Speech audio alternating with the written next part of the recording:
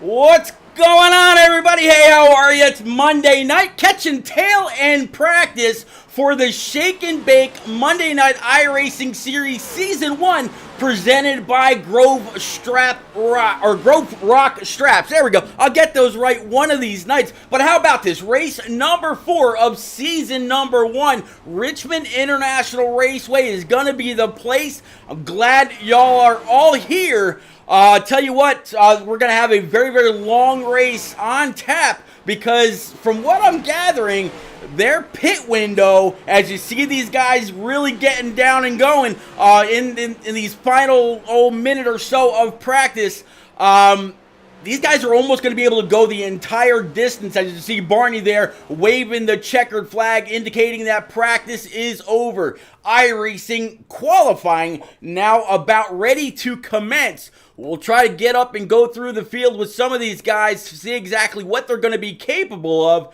as they get their 2+ laps. We're going to have about 38 cars on track tonight. Each and every one of them are going to have their own issues, whether it's in traffic, whether it's out there with the clean air, or no clean air, having to deal with the dirty air, catching up to the tail end of the field. As it looks like right now, John Osborne in this number 81 is about to come on out, tackle the track, see what he's capable of. You see the scoring pylon over on the left-hand side of your screen. You'll be able to keep up with pole times as well as their track position starting position when they're done. That will continue to change. Again, 38 guys out here, guys and gals, will be out here on track at this 3/4 mile venue just outside of Richmond, Virginia. So far right now, Tom Flitcroft, he was just on top of the board,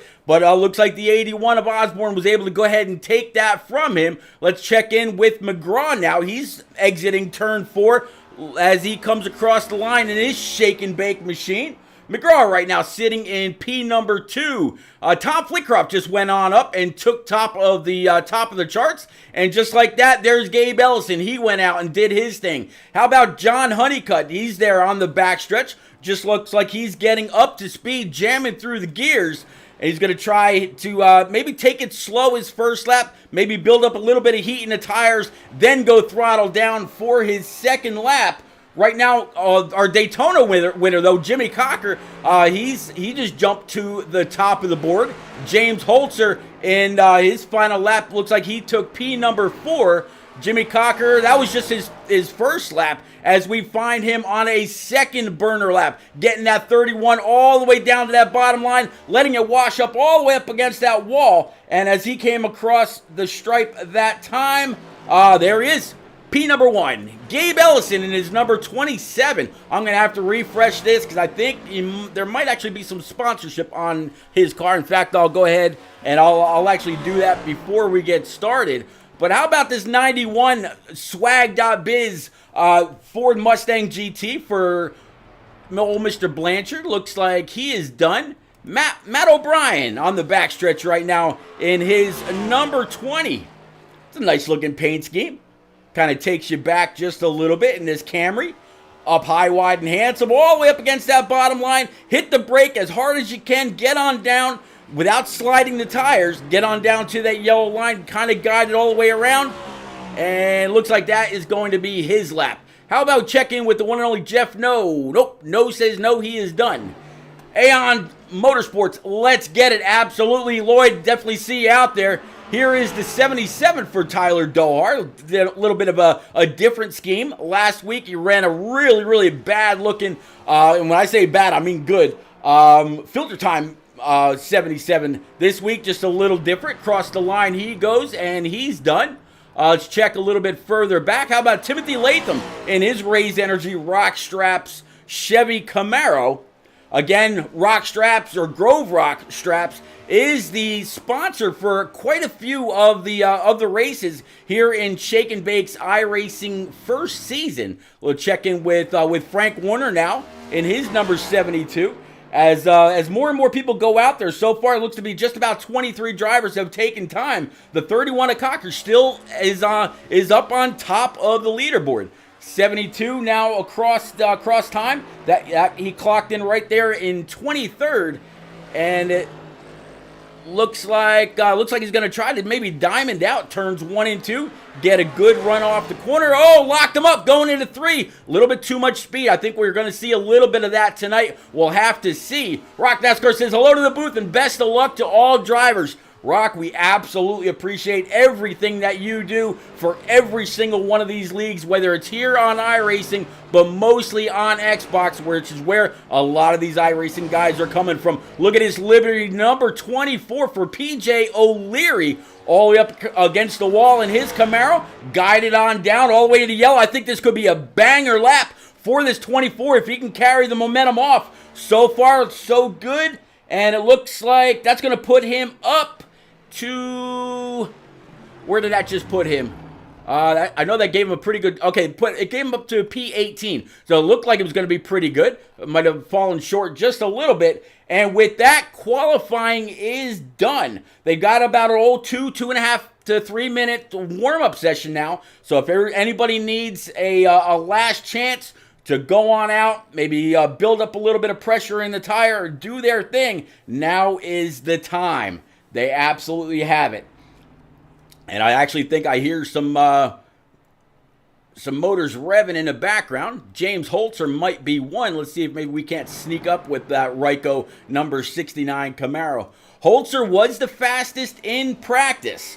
So with that being said, we know that he's got a fast car. These guys are going to be able to run many, many laps on this tank of fuel. As you see, Byron Jones in that number 44. Here's the 72 coming on back out for some more laps. You see Bryant Huntley. How about the 15 of Brad Rivers? Didn't really get a chance to catch him in qualifying. He's going to come out right behind. I believe that's going to be the 39, excuse me. 39, Strip It Naked. Alabama Soda Gang. Another Mustang GT out there on track. And just as expected, Holtzer goes out there, puts down a pretty fast lap here to wind down the last minute and a half before we go, before we grid up and get going. I can actually show you what the practice times were before qualifying took place. I'll put them up there for you right now. So it looks like in the very, very beginning, James Holtzer was fastest. Brendan Book, Jordan Bain, Timothy Latham, and Tom Flitcroft were all fastest there. And in qualifying, this was their fastest time. Jimmy Cocker up there on pole. Matt O'Brien, Gabe Ellison, Tom Flitcroft, and James Holtzer was moved back to P number 5. So we'll have to see how all that fares out. I think it's going to be one hell of a burner no matter how you cut it. Sing Mao, what's happening, man? Good to see you. Thanks for coming back out. Yet another week to catch these shake and bake boys and girls. Here for season 1 again, live from Richmond. It's gonna be a lot of fun tonight. I have no doubt in my mind. To actually shake things up just a little bit, give y'all a little bit more of a view rather than cutting the left side off, and see how they do in the crawl up top. So out there in chat, now that I see about 10 or so of y'all, who's got who tonight?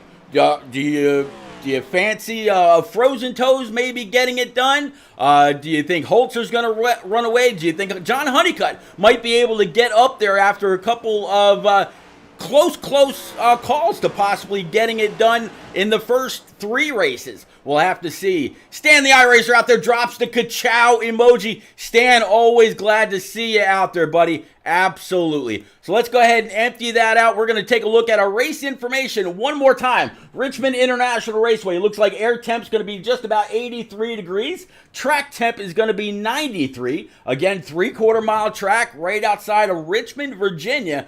The Richmond International Raceway. Looks like about a 10-mile wind. They are dealing with some cloudy conditions. The air's kind of moist as well, so might see how that mixes or messes with these guys a little bit. We'll have to see, but let's go ahead and clear that out. and we're going to kind of, let's see if we can't maybe go through at least our first group. How's that sound? All right, so on the poll again, we're going to have Jimmy Cochran is number 31. Virginia is for racing lovers. I actually love that. When I was a kid, my father bought my mom a shirt that said Virginia is for lovers. 2 is outside. It's going to be the number 20 NASCAR Charlotte Camry for Matt O'Brien. Gabe Ellison in his number 27, sitting P number 3. Tom Flitcroft, who is outside in his typical good wrench service, number 12. We talked about Gabe just a moment ago. There's Timothy Latham in his Raise Energy Rock Straps, number 6 Camaro. Gabe Ellison, we just mentioned. James Holtzer in that 69 Ryco Motorsports Camaro. Then it's going to be Tom Harmon in his number 68 Avril Lavigne car. Brody Falliker in this number 1 Hennessy Performance Camaro. Hunter Johnson is number 32 offer pad. Outside of him, you see the 77 of Tyler Doherty, maybe looking for a little bit of sponsorship. That is going to round out our top 10. And boys and girls, we're going to have a full show for you. Again, 38 cars are going to be out here on track to get this race official. It's going to be a lot of fun. Definitely want to thank each and every one of you for coming out, hanging out, looking forward to the chatting up and keeping me company. It is always very, very much appreciated. Going into 1 and 2 at pace speed. I'm sure these boys are rearing to go. A lot of guys were complaining about the cars being loose in the coming off of the corners. So they're going to have to kind of watch how they get on the throttle coming off. All you got to do is let it ride for about the first 5 or 10 laps, since you're really not building up a whole lot of heat in these things in the very beginning. Just let it ride, do their thing, come on off, and have a great finish. We're about ready to set this off. Here we go, guys and gals. Green flag's out. Richmond International Raceway, race number 4. We're live.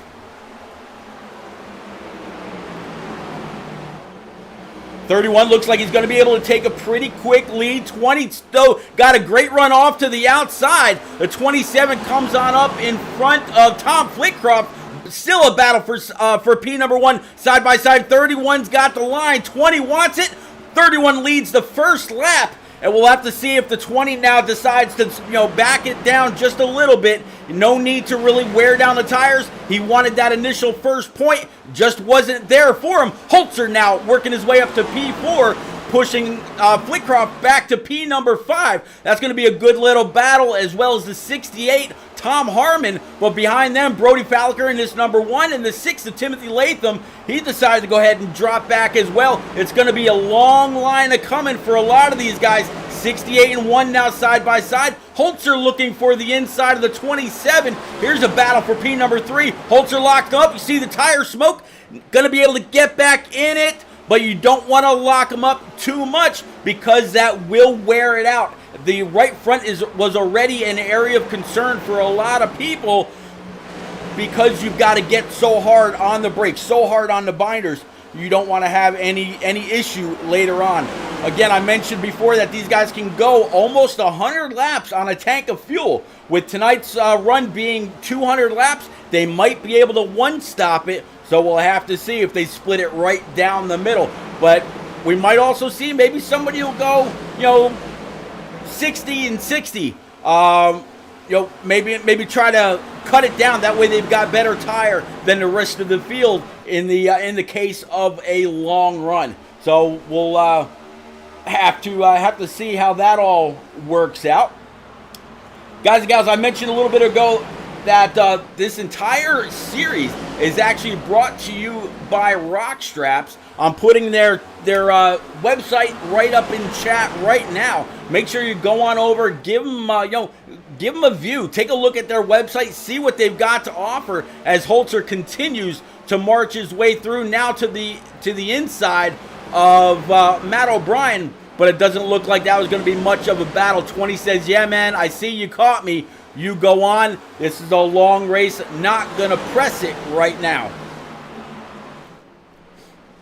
Let's go let's kind of widen this out just a little bit and see if we can find another great battle, maybe a little bit further in the back. Looks like is that possibly not? There's the 34 of Jordan McGraw. A couple spots right in front of him, though. A little bit of a side-by-side battle behind the number 6. 32 had the line. 1 went ahead, backed off, and that is, I'm not quite sure why that just came up. Anyhow, yeah, 1 gave him the line, and that was all she wrote.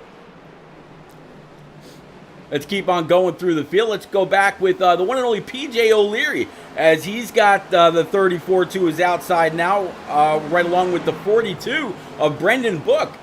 Brendan working his way through. Right now, the battle is between the 24 and the 34. So far, you haven't missed anything up front. Jimmy Cocker is still leading in his number 31 Camaro, and James Holtzer also in his Camaro, still stalking by about just under a second. So Cocker with a pretty good advantage. We'll have to see how long it takes Holtzer to get on up there and try to put on some kind of a charge. Speaking of a charge, looks like the 12 has fallen back a little bit, and here comes the 32 machine. That's going to be the 30. Where'd he go? Where'd he go? I'm going to guess this is a number that is not. Oh! Yellow's out. Well, we saw exactly what happened right there. But for those that may have missed it, maybe you were looking away, giving your cat a treat. Let's go on back and take a look.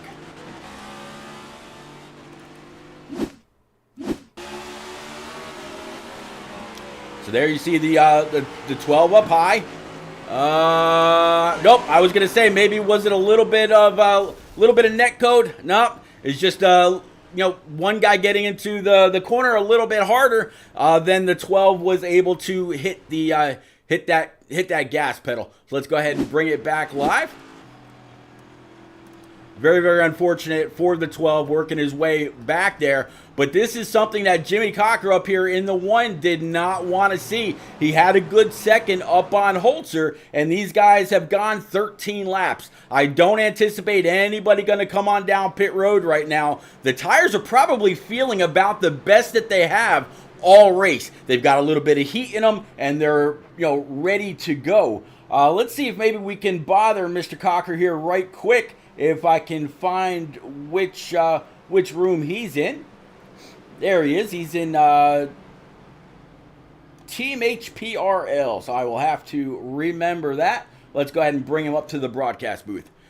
Jimmy Cocker, it's repeat up in the booth. Buddy, you got a copy in that Camaro. I got you. Well, bud, I know you probably did not want to see this almost said commercial, this caution, because you had a good second up on Holtzer. Holtzer's been able to work his way through the field. How do you keep him behind you now? I imagine the tires were actually starting to feel the best that they had all race. Yeah, they're definitely starting to come in a little bit here. More importantly, it's just going to be keeping up with the racetrack. I've figured out with all the practice I've been doing that the track does end up getting a little bit tighter on longer runs, so hopefully we can stay ahead of Holtzer for that. Man, it's going to be a good restart. There was a little bit of contact in the back. The 12 of Tom Flitcroft kind of went around. That was the reason for the caution. Just one guy getting into the corner a little bit deeper or a little bit sooner than he was able to accelerate coming off. Thought originally it might have been a little bit of net code, but no issues so far. 15 laps now under your belt. 200 laps all in all. Do you foresee this being a one-stop race? Maybe cut it down the middle, or maybe a 60-60 and then 60-60 and then 60 more to try to, well, not 60-60, and it would be 60-60 and 80 to try to maybe get some fresher tires towards the end.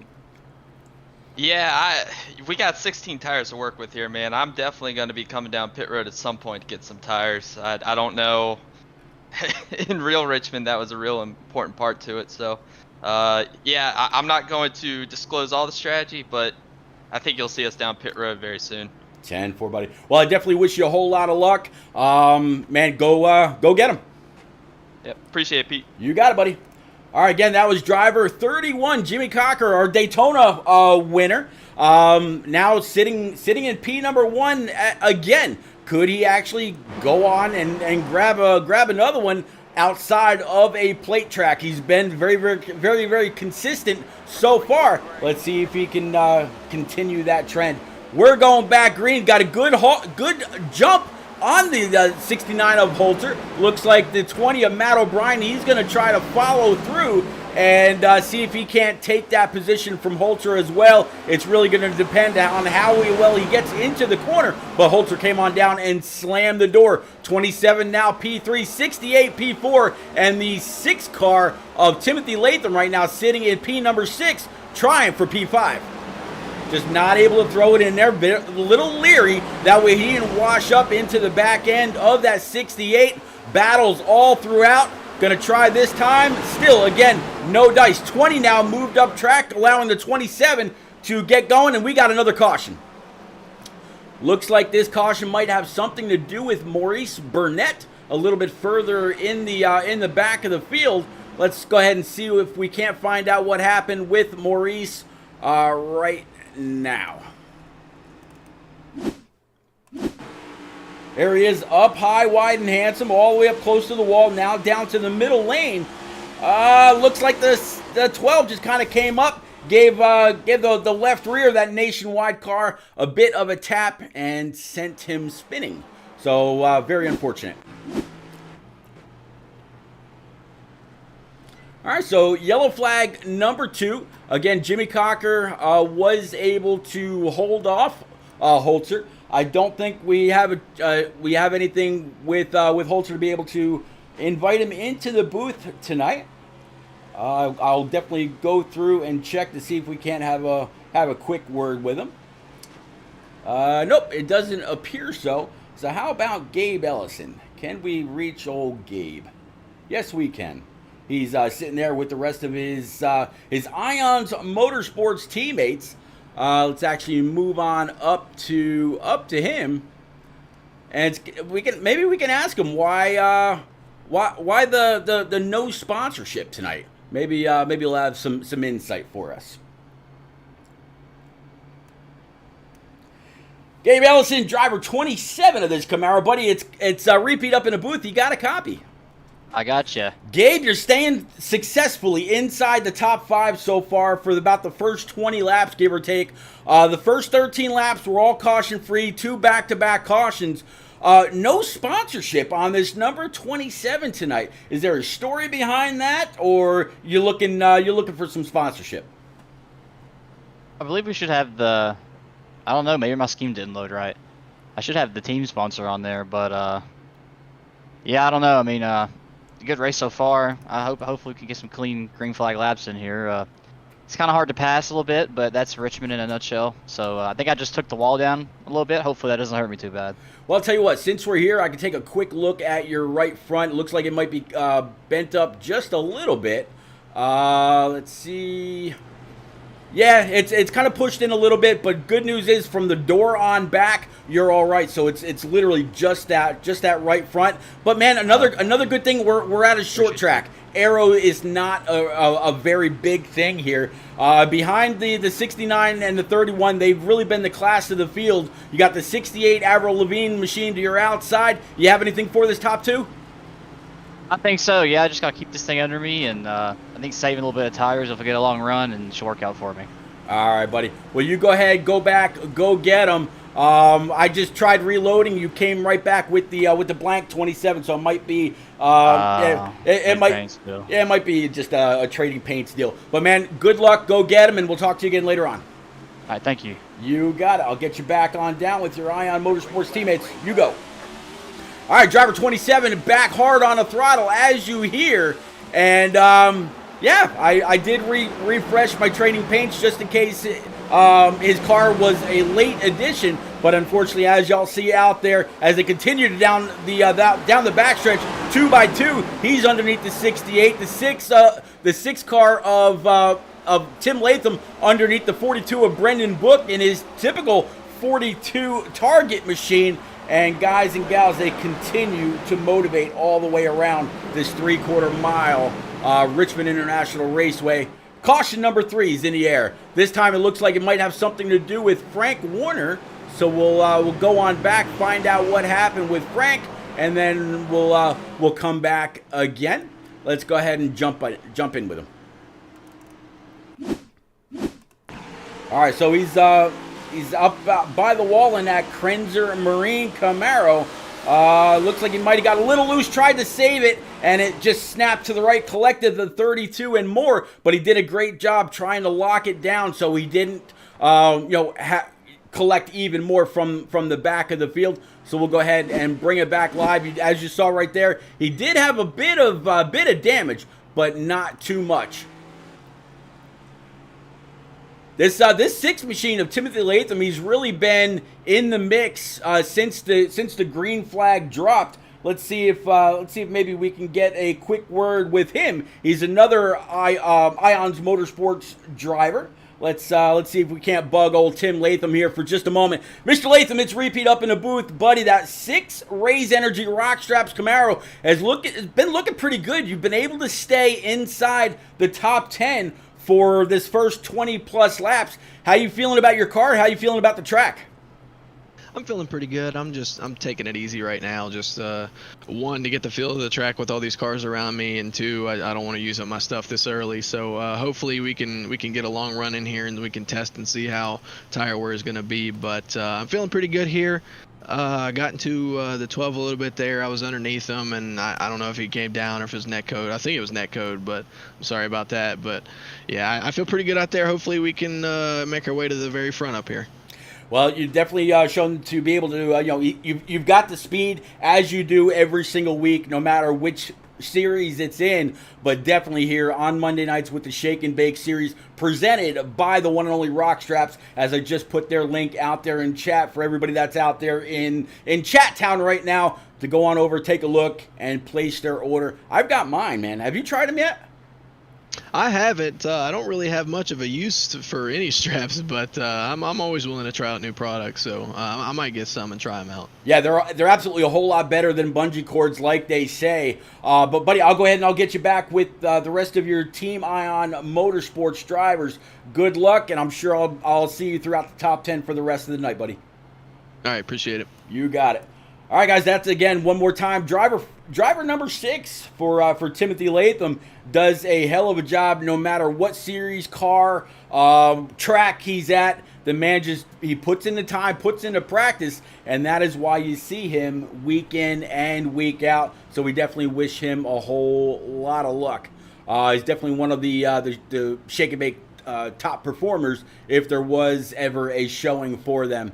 So let's go ahead and switch things up a little bit and give you a better view of this takeoff as we get ready to go back green once the lights on the pace car are out. Right now, everybody yet not doubled up, so we know they're going to have at least one more round of caution. And looks like after all was said and done, Frank Warner was able to go down pit road, get a little bit of that damage fixed up, and make his way back out. So he wasn't damaged bad enough to where he had to park it. So far, your top 5, James Holtzer, Matt O'Brien, Thomas Harmon, Gabe Ellison, and Brendan Book. You see him right there on the bottom in that 42 target machine.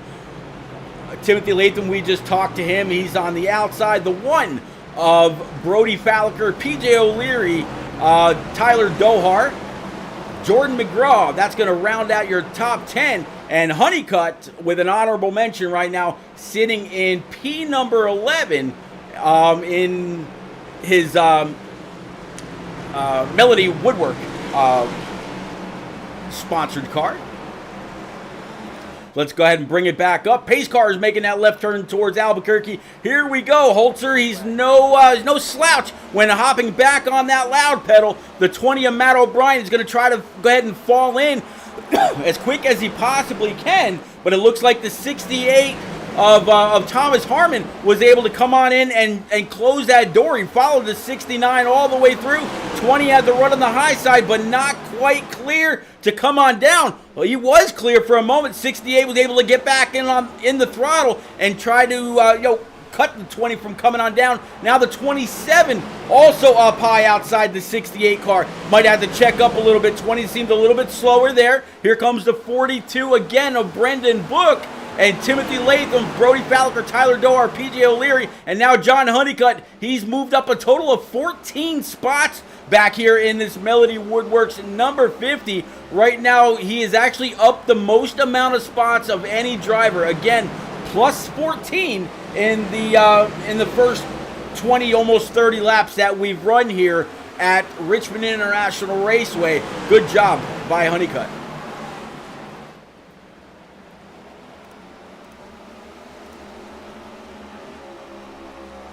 I'll tell you what. Let's go ahead and jump on board with Honeycutt and see how he's tackling this course and the traffic as they come on by next time. Man, go ahead and crank up that surround sound. We'll take a couple of quick laps around this place with Honeycutt. See when he's getting on the throttles. See when he's nailing the brakes. See what his RPM are doing. As you just saw him redline there just a little bit. But he's really in the thick of it. You know, right now sitting at P number 10, so back one spot from, up one spot from where we last saw him.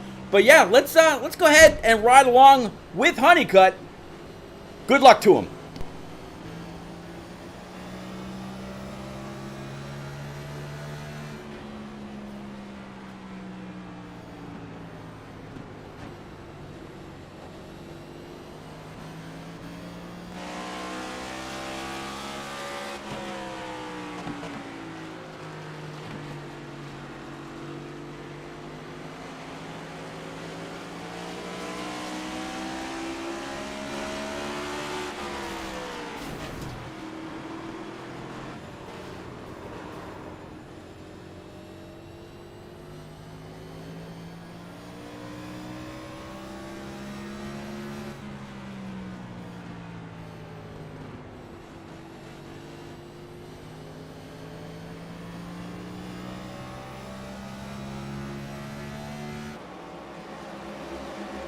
All right, bit of action there all around Honeycutt. Seemed like a couple guys might have got together, and he was able to work his way through. I think he might have got tagged a little bit in the left rear. We'll actually go ahead and take a look at his right side.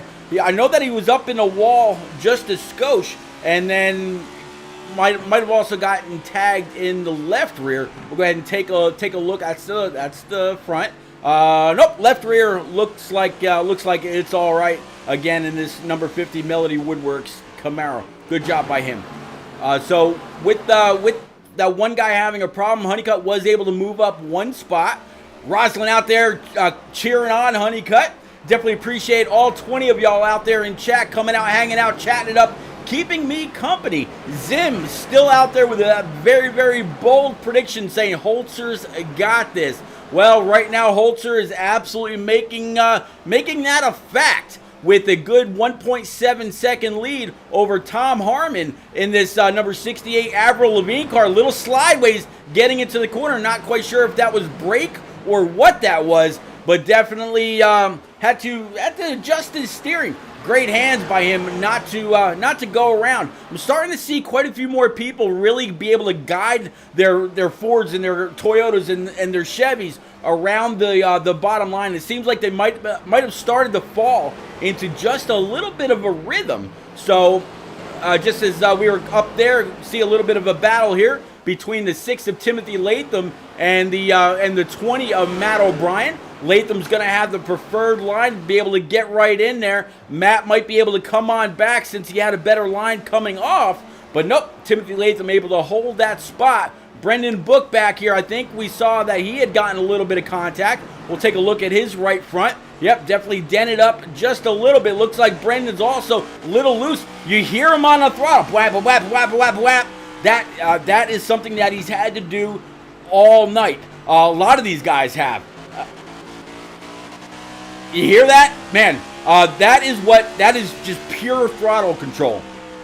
You know, back when Darrell Waltrip was a driver and then his time in the booth after that, he used to talk about drivers having to get back on the throttle kind of like there's an egg under the pedal and you don't want to break that egg. He's doing that every single corner. He's got this track down pat. He's got the discipline. Doing a pretty good job right now sitting in P number 6. Good job, Brendan. Let's keep on going through. Old Mr. Falliker here in this number 1. That's right about, he's actually in 8th place, the same spot that he qualified in. So good job by him. 4th caution is out. I think this one might have had something to do with the 61 of Micah Allard. So we'll go back and see if that's the case.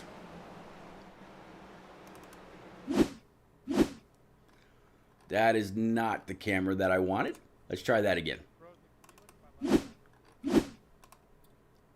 Nope, I'm guessing he had to tow it because it's not giving me the option to look at him. So very unfortunate, but we'll come back live.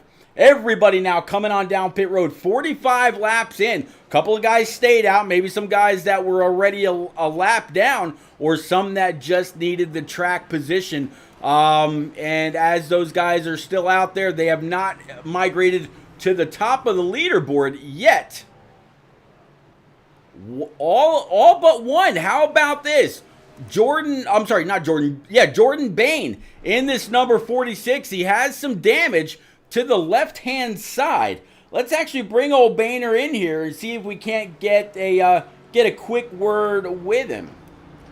Jordan Bain, it's Repeat up in the booth, buddy. You got a copy in that B-Water 46. What's up, Pete? Well, Bain, you stayed out. You surprised me there. I was expecting almost everybody to go on down, and I think I had just heard in team comms asking somebody what your left side looked like. Did you miss the commitment line, or did you just need the track position? No, I mean, I only got about 15 green flag laps on these tires. I was kind of hoping I wasn't the only one to do this, but I mean, I've been just riding, saving my tires for the most part. I spun out qualifying, so got a bad start, so I needed to do something a little different to try and get some track position and get out of the chaos. So we'll see how it goes here. I don't anticipate keeping the lead, but hopefully we can get a solid run in here and I can keep it in the top 10 in contention and go from there. Well, but I can tell you right now, just to answer your question about your car, you got a bit of a scrape going down the left-hand side, the left hood. Yeah, what's it look like? Tell me good. All right, well, yeah, your left hood's kind of buckled up just a little bit. You got a scrape going all the way back through the door. The left rear is clear. We'll go ahead and take a look at your right side. Right front looks clear, and your right rear also very, very clear. So you've kept it out of the outside wall. It's just a little bit of inside damage. But Boehner, good thing about this is a short track. You don't really rely too much on aero here. So I think as consistent as you are and as methodical of a driver as you are, I think you're going to have a pretty good piece for the rest of the night, especially with this track position you have now. Yeah, I think we'll be all right. We got kind of a hit in the door there when there was kind of an incident we were trying to navigate our way through. So, yeah, we'll just deal with it. Thanks, Pete. Absolutely, buddy. I definitely, as always, you know that I wish you all kinds of luck. Maybe Grove Rock can supply you with a set of straps just to keep that hood down so it doesn't fly up in your face. How's that sound?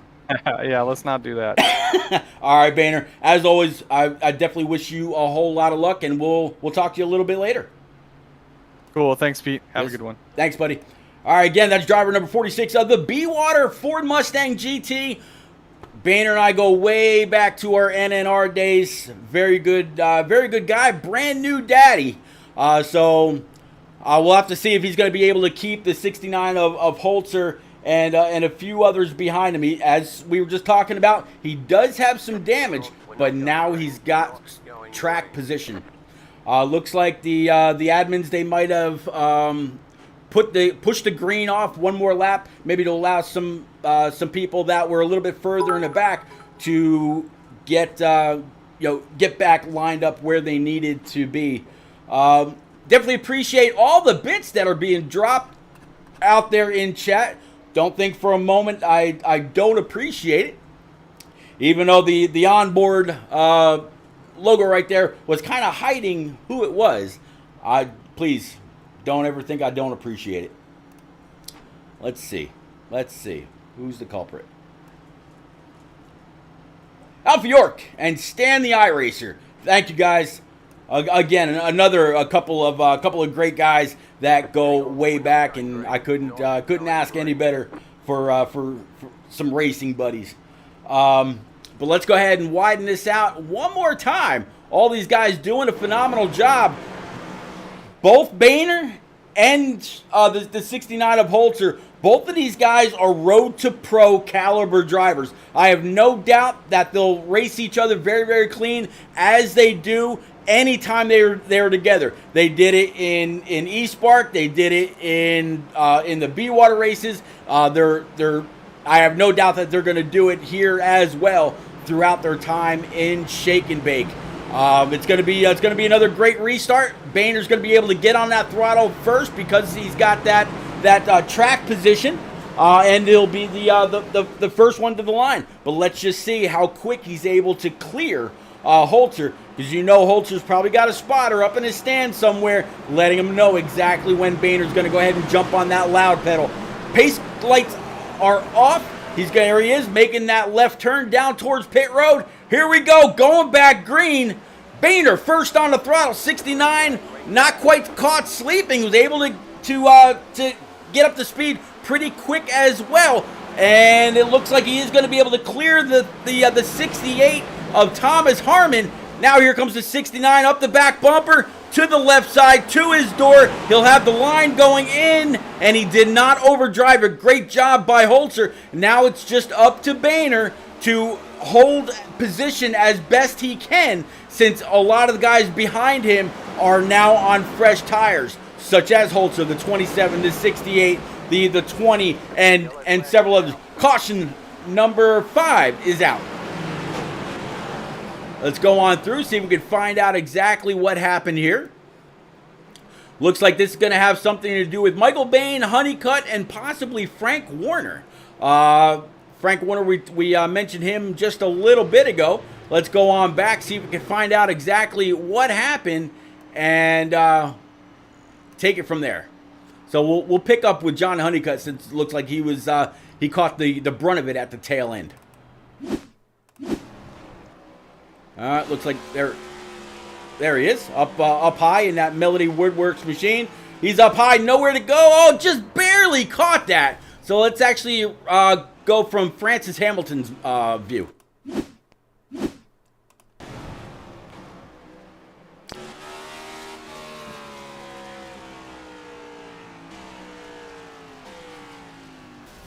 Uh, 48 had kind of the same luck as the 50. How about from Michael Bain?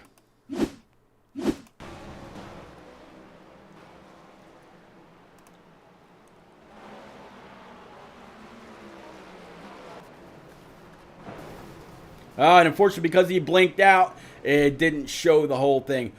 Well, there it is. You see him caught up behind the 66 on up high wide, and unfortunately wrecked. Not high wide and handsome, making their way through the corner. But all right, let's go ahead and bring it back live. Working lap 55 out of 200. Looks like the 46, he decided that he was going to stay out. When we pulled him into the booth, he said that he only had about 14 or 15 laps on that set of tires. So there's no real reason. And I would imagine, you get a couple of heat cycles on a tire, you're going to feel pretty good about your car. So while Holtzer might have had to give a little extra brake and aggressively throw it into the corner, Boehner probably had a little bit more stability in his car. So that might actually work into to Boehner's favor as this all continues. So after that wreck, it looks like that actually put John Honeycutt back to P number 25. He sees the 91 swag.biz machine for Sean Blanchard to his outside. Just ahead of them is the 48 of Francis Hamilton. Brendan Book in that number 42, he's also back there, but his car is mostly clean. I'm guessing that might have been a pit stop issue. Guy that's riding tail end Charlie on the field right now, though, is going to be this 77 for Tyler Doherty, all the way in the back. Down 27 spots. Again, Brendan Book a bit further up. Looking for how about the 44 right now of Byron Jones in that U.S. Air Force Patriot Esports Camaro, sitting right behind the 19 of Bryant Huntley Jr. Then you got the 64 of Eliza Bithal, Frozen Toes herself, riding right behind the 30 of Ryan McCall and John Osborne. John Osborne shown to be very, very fast. He's very, very fast in qualifying and in practice. So he's another one that could get up there and surprise people when it's all said and done. But another quiet driver has actually been. Let me go ahead and click on her. Just shift the positions a little bit. But yeah, Eliza, she's kind of staying right about mid-pack. Right now she's sitting in P14, the 30 underneath her with the 19, 44 right behind her. As you see them all double file going down the backstretch, everybody's fighting for every single position that they can get. But that IT Defense 64 Camaro is looking pretty clean, gotta say. All right, let's go ahead and get us back up to our leaders. 69 of Holtzer, he's chosen the outside line. 46 B-Water Machine for Jordan Bain on the inside. 27 behind him. 68 and sitting at P2 up high. Side by side going through the corner. Bain's going to go ahead and just let up just a little bit. That way he didn't wash up into the 68. 27 is going to be able to follow them on through. And Jordan Bain's going to lose 2 spots in just half of the track. Now the 6 car, Timothy Latham, he's going to try to get on by all the way up towards that outside wall. Battle. Getting into turn number 1. Can Bain outbreak the 6? Will the 6 be able to carry the momentum off? Survey says 6 has the momentum off, and the 6 will be able to drop down in front of Jordan Bain just like that. Now you see the 20 of Matt O'Brien to his outside. PJ O'Leary in that number 24 just behind. And the 55 of Jeff No. He's finding his way inside the top 10 now with Jimmy Cocker and Brad Rivers to round out your top 10. Let's actually jump on board with Jeff No and take a lap or two around with him from his gyro. Looking pretty steady. He's now all over the back end of his teammate with Ions Motorsports. Going into turn 1. A little bit of contact there. Looks like they were able to settle it between themselves. But unfortunately, I'm sure that Jeff No probably got some right side damage. Let's see if we can't catch a quick look at what that right side looks like. Right front scraped up, bent up just a little bit. Right rear looks like he's bent up just to about this wheel well. And then the splitter looks like it's all right. So again, just like I told Bainer earlier about the contact or the damage to his 46 B-Water machine, Jeff No is sitting all right because it's a short track. Definitely wish Jeff No a lot of luck as he continues to move on. Working lap 64 of 200, as you see the U.S. Air Force number 44 of Byron Jones get on underneath the 55. Looking from Byron Jones as soon as we can get up to him.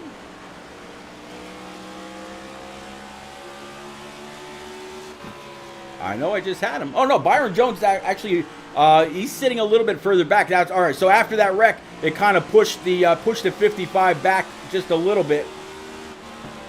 If I've got any mods out there in chat, can you please take care of my light work? I would definitely appreciate it. All right, let's go ahead and widen this out.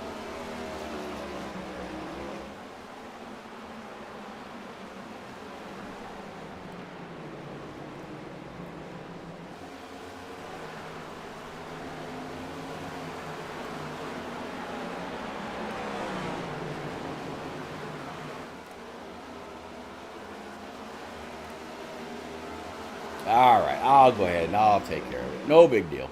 I get it. No, I'm just kidding. But yeah, how about Byron Jones now sitting in P15, up 15 spots. Looks like we've got a caution. It looks like it's going to be Brian Pizzakemi and John Honeycutt, maybe a little bit of Philip Bridgman and Jacob Palmer in the back. So let's go back there, find out what happened just then with with Brian and company. All right, so there you see him up by the wall, and you see the 12 right in front of him. Decided to go low, and just nowhere to go. 26, and I think that was Mr. Palmer, and one other blocked up the track. Nowhere to go. Let's ride on board with Philip Richmond. There he is in that number 26, right underneath the 34. Yep, that number, I believe that's going to be the 28. Just came up track and nowhere for him to go.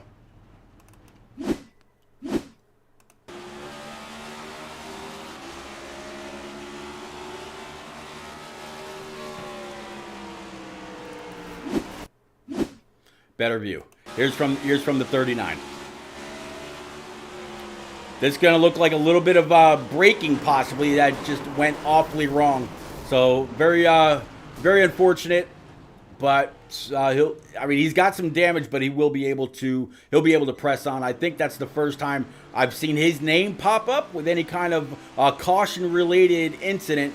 So he should be able to come on down pit road, use his fast repair, and get right one more time. Let's go ahead and bring it back live.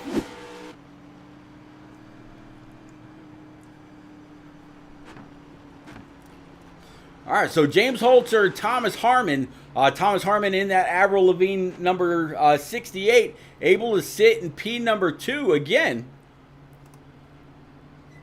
Let's see if we can find Tom Harmon and maybe ask him what is Avril Lavigne a favorite singer? There he is right there. He's a part of Output Racing. Let's go ahead and bring old Tom Harmon up to the booth. Tom Harmon, it's repeat up in the booth, buddy. You got a copy in that Avril Lavigne 68. 10-4, I got you. Well, Tom, you've just like the credit that I gave to Timothy Latham and a few others, but you've been right around the top 5 all race long. I don't think you've fallen outside of the top 10. You've been right there with Bain and Holtzer and whoever else has led. Now you find yourself in P2 right behind Holtzer. Do you have anything for that 69, or are you on some kind of a strategy you think you might be able to undo what Holtzer's great at a little bit later on, either through strategy if speed doesn't work? No, I don't have anything for him early run. I wish we'd get a long run to see if I have anything for him. But I think about 20 laps is the longest thing we've got. But I'd like to see about a 50, 60, maybe finish the thing under green. But just see what I got for him. I don't know if I have anything for him, but maybe strategy-wise, I'll come out ahead. All right, buddy. Every week we're seeing an Avril Lavigne paint scheme. Is this a are you just an avid fan, or are you the president of the Avril Lavigne fan club, or why is she on your car every week? Good singer. I like her. Nothing wrong with that. I go back with her to the 90s as well, buddy. You go get it. Good luck. I'll get you back down. I believe who are you with? Output. Output, that's right. I'll go ahead and get you back down there with your racing buddies. You go get them, man. Thanks, sir. You got it. All right, ladies and gents, that was, again, Tom Harmon with Output Racing in his number 68 Avril Lavigne Racing Camaro. Who knows? Maybe when she watches him race, maybe her heart skips a beat. Who knows? But back green, we're going to go ahead and widen this out. Looks like he's going to be able to maintain P number 2, 27 of Gabe Ellison, P3, Tim Latham, P4, Matt O'Brien, P number 5. So what do y'all think of the racing so far? We've had a couple of cautions, but overall not too bad. Is Brendan Holtzer a surprise to be in the lead? 7th caution now on tap. Let's see if we can't go on through, find out what happened. Looks like it might have something to do with Michael Allard. I know I mentioned his name just a little bit ago. Let's see if we can't find out what happened.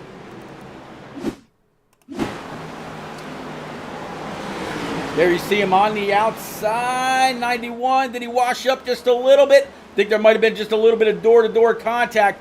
Good news is Micah did not tag that outside wall, so that might have actually just saved his race. Let's actually go back and watch this one more time from the chase cam.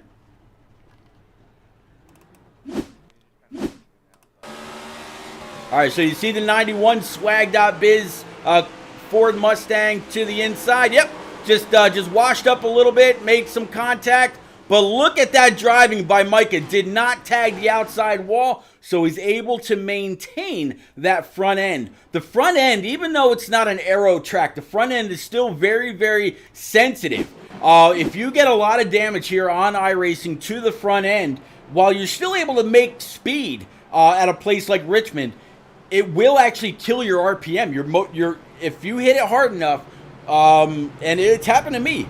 You think you're all right, no big issue, and then you find yourself losing speed. Your RPM drops, and all of a sudden you hear the motor pop, and your race is done. Hopefully that's not what happens to any of our friends out there, but it's always possible. Looks like the 12, Tom Flitcroft, he's going to be your free pass car as he got around the 69 of Holtzer, the 68 of Harmon, Gabe Ellison, Timothy Latham, Matt O'Brien. That is still your top 5, doing a pretty good job, I gotta say. Not too shabby. Now working lap 76, about to be 77 as they come across the start stripe. Again, this full race is 200 laps, working caution number 7. We've gone and we've talked to a few people. Again, anybody out there in chat, who do you have? Zim still said, Holtzer's got this. Holtzer was fast in practice, was fast in qualifying, didn't have the pole, but just like Boehner said earlier, it's really all about the long run. Just like Tom Harmon just said, it's about the long run. He wants to see the long run come into play to see what he's got for Holtzer and others. So, yeah, I gotta hope so too. Lights are still on the pace car. Looks like PJ O'Leary right now sitting P number 6, Hunter Johnson P7. P8 is going to be Brad Rivers in that number 15 Rock Straps Raise Energy Camaro. John Osborne in his number 81 Chubby's car. Eliza Bethal inside the top 10 in her IT Defenses Camaro. Great run for Eliza. Eliza's been there a few weeks now, but unfortunately when push comes to shove, she's gotten run over, when it's been like 5 to 10 to go and just could not salvage a great race. So I'm glad to see her inside the top 10, and if she consistently keeps moving herself forward, she might be looking at a pretty good top 5. We'll just have to see. As you can see out there on the tracker right now, only the top 24 are on pit road. Everybody behind Mr. Hamilton back here, Francis Hamilton, as he comes out of pit road in his number 48 Camaro. As he leaves pit road, he will be the last car on the lead lap. So if you're a fan of Jeremy Teasler, Frank Warner, Jacob Palmer, Josh Small, Maurice Burnett, Jeff No, Tyler Myers, John Honeycutt, Brian Pizzicami, Tyler Doherty, or any of those guys, they are all one lap down. We're back double file though, about ready to set these guys afire one more time. 69 is going to be the first on the throttle. But Tom Harmon, I'm sure he's going to be listening for that motor to rev up.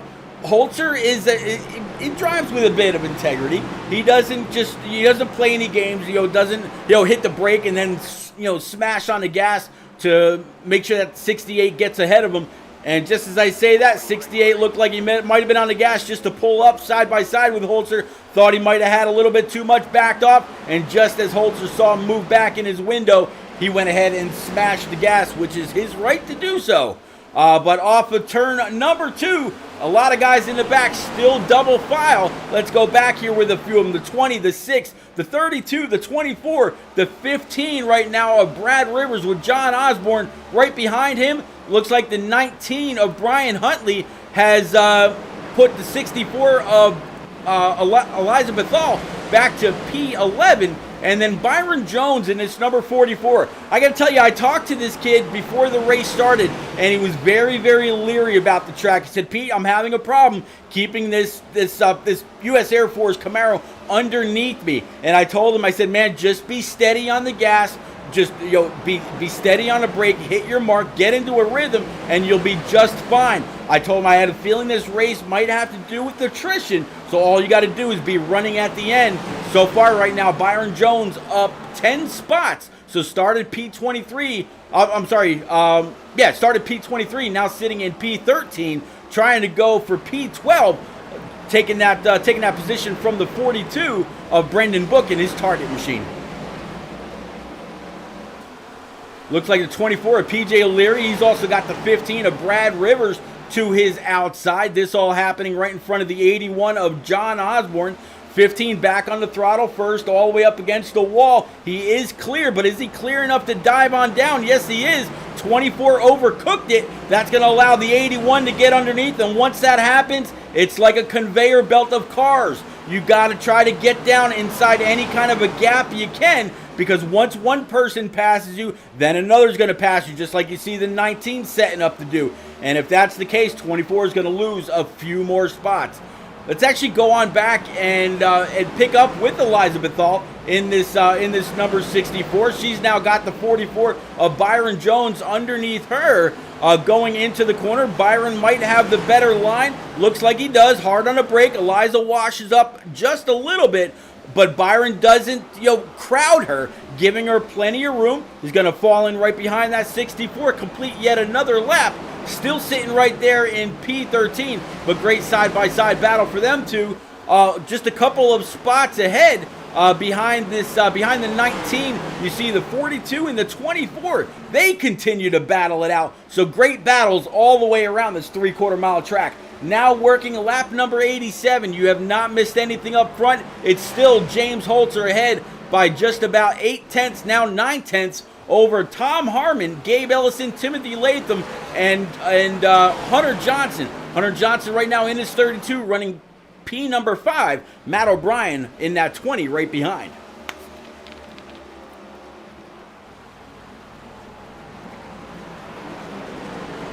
It's actually let's jump on board with Byron Jones. He was able to work his way on by the 64 of Eliza Bethal. Actually, no, let's go back to Eliza and jump on board with her for a little bit. See how she's navigating this 3/4 mile oval here in Richmond.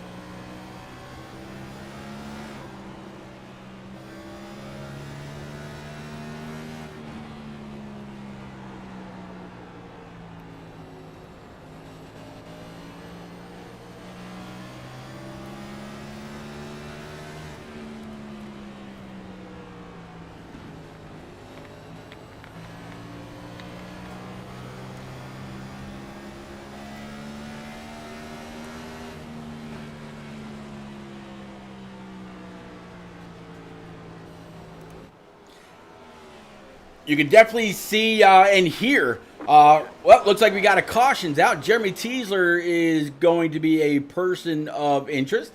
So let's drop back, pick up Jeremy Teasler, find out what happened. So it looks like he's up in the wall, trying to hold it up there, not to come on down on anybody else. Looks like he blinked out just a moment. A lot of damage in the back, way up on the wall. Brought it down, not quite sure why. Going backwards. All right. Well, he's back down in the pit, so I guess he was damaged enough to have to tow. But very unfortunate, because he did make it down to the apron. He didn't have to do it like that. So, all right, we'll go ahead and bring it back live.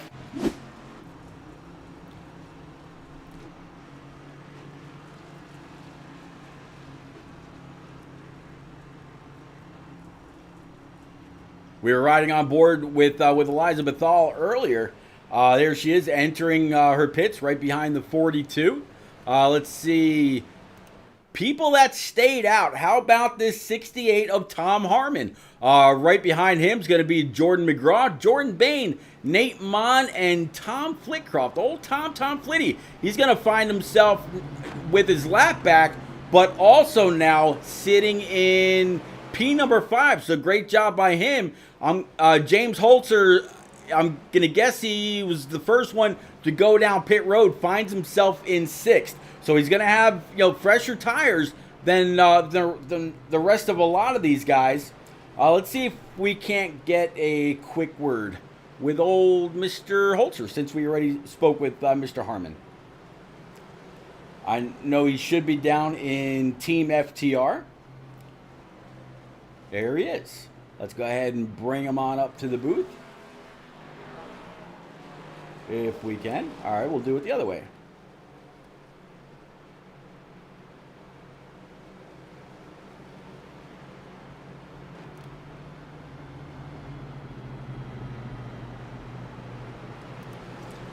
Mr. Holtzer, it is repeat up in the booth, watching you rock this number 34 Shake and Bake Camaro around this 3/4 mile Richmond International Raceway. You got some track position by staying out. How long can you keep from P6 on back behind you, which is where the freshest tires are now, sir? Not long. I mean, I'm very average pace, and like you said, I'm on a little older tires here, but just, I don't know, trying to save a set for later. I think we've got plenty to make it, but just, I don't know, just doing something different, just for the heck of it, trying to get my name up here, get my car up here for a little bit on TV, and that's basically it. Hopefully we don't get run over here. Just going to try to run smooth. I think I'm as quick as some of the people around me. I know the 68 is going to be fast, and the 46 is going to be pretty good, and I think I was racing a lot with the 22 a little bit earlier. I kind of got into him in one of those dust ups that we all kind of escaped somehow. But yeah, just I don't know. I highly doubt I'm able to keep them behind for long. But we're gonna have some fun and just try not to get crashed here. Man, I tell you what, every single week I love watching all these paint schemes from all the different consoles from yesteryear. You see Sega on this one. We saw Sega on your Indy car last Thursday. Is this Thursday going to be a different one that you're going to surprise us all with? We're about ready to go back green. And no, those Indy cars are way too intimidating to paint, so I think that one's going to be just one. I think that's just going to be a one paint scheme series. All right, buddy, we'll go ahead and we'll get you back with Team FTR. Good luck. I got faith in you, man. You go shake and bake. All right, 10-4. You got it. All right, again, that was driver number 34, old J-Mac, Jordan McGraw. Gonna try to fire it off and keep these guys behind him for as long as he can. No doubt, green flags back in the air. Let's go ahead and widen this out best we can. Looks like Tom Harmon able to very, very quickly get up, get going, and try to get gone from J-Mac, Jordan Bain, Nate Mon, and James Holtzer as your top 5.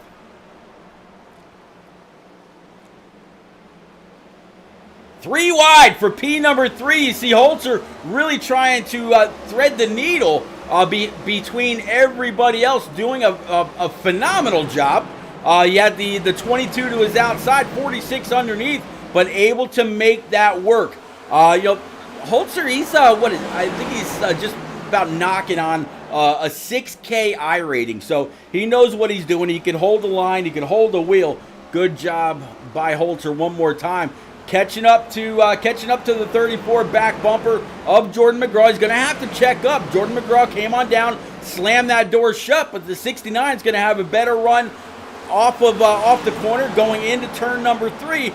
34 wisely kept it up, but he's going to try to battle back, keeping it right now in P3. Gabe Ellison right behind him in the 27, and again Hunter Johnson in that number 32, keeping it right in pace. I know I keep saying 32. That's what his car number is there on the scoring pylon. It's showing a number 2 for you guys.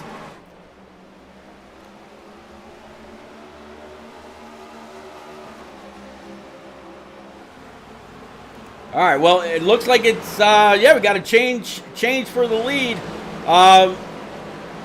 looks like Holtzer was able to get on by and reassume the point. That's going to dump all that clean air that Holtzer loves to have on the front end of his 69 Camaro. Boy, that just sounds nice. 69 Camaro, I love those cars. You ever go to a car show, 69s, they absolutely just stand out. But Tom Harmon absolutely falling back now just a little bit. Harmon was one of the guys that stayed out on tires.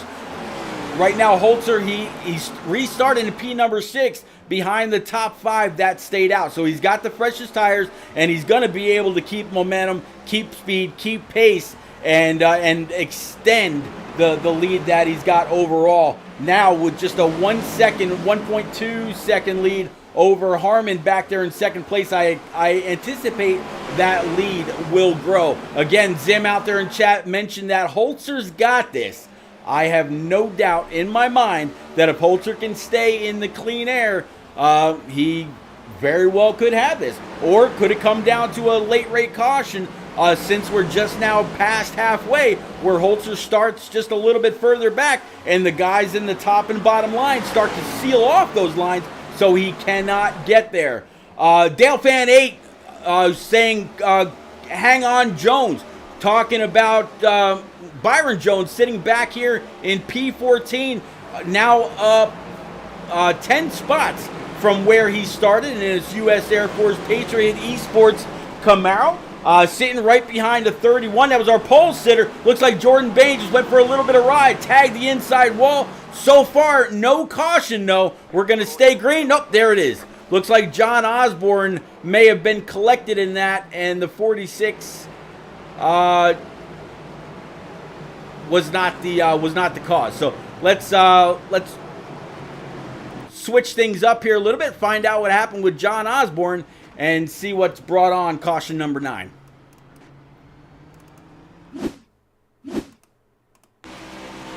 Okay, so maybe that wasn't the 46, because the 46 and the 81 are very they're painted very much alike, and it looks like he tried to save it, just could not do it. Came back up across the track. Some guys almost know where to go. He kept the brake on, so nobody else was collected, just him. So just a single car spin, he'll be able to go ahead and get that thing righted, and he'll be able to keep on keeping on. A little bit of damage to the left rear. I know he's got some damage on the front as well. There you see the front of that Mustang, a bit banged up. Let's go ahead and bring it back live. So yeah, this was the car that we were on, courtesy of Dale Fan 8. That is Byron Jones's grandmother. So it's always nice to have family come on out, hang out, chat it up, and as I always say, keep us company. Let's see if we can't actually grab Byron and give him or show him some love. Let's take a look. Byron Jones, it is Reapy in the booth, buddy. You got a copy? Yeah, I got you, Pete. What's going on? Well, I'll tell you, you got Dale Fan 8 out here in chat telling you to hang on Jones. I have no doubt you know exactly who that is. She appears almost weekly every time we're broadcasting a race together. You've managed to work your way and fall just outside of the top 10. Now I saw that you just stayed out in this U.S. Air Force Esports number 4, Patriot Esports number 44. Do you have anything to possibly work inside the top 5? But most of all, buddy, are you starting to feel a little bit more comfortable inside that Camaro? Yeah, most definitely. I know we were talking before the race. I did not feel comfortable at all one bit. I think I qualified like 20-something, maybe 30th. And it just seems like I've got my rhythm down that we were talking about. Getting that rhythm down, it's there. And I feel like I got a possibility, if I can, if it does stay green, to work my way up into that top 5. Who knows? Maybe top 3. But the plan at the end of the day is to at least finish the race. I'll tell you what, buddy, I'm taking a quick look around your car. So far, it really looks like the left side is completely clear. Now taking a look at the right front and then the right rear. Got a little bit of scrapage along the right rear. And anybody else that I've talked to about their car, I've made them, kind of just told them, this is a short track. You really don't have to worry about aero too much here. The only thing you have to worry about getting so high on the revs is the front end and damaging the motor to where you lose RPM and all of a sudden the motor expires. You look pretty good in that aspect. It looks like you guys are doubling back up here. So I'm going to let you go, but you go ahead, you go get them. And, buddy, hopefully we can talk to you again later. Alrighty, man. Yeah, that's the plan. I appreciate it. You absolutely got it. Again, guys and gals, that is Byron Jones for Patriot Esports out here. Rocking this number 44 U.S. Air Force machine. Does a great job each and every week. So I definitely appreciate him, flying my colors on his Camaros, no matter which series he races in. And thank you very much, Dale Fan 8, for supporting your grandson. You know that he appreciates it just as much as I do. All right, we're going to go ahead and get back to the front. Holtzer's got the lead. 27 of Gabe Ellison to his outside. Hunter Johnson, P3. Timothy Latham, P4. And Matt O'Brien sitting in P number 5. Sang Mao, I got to absolutely agree. Holtzer is bad fast.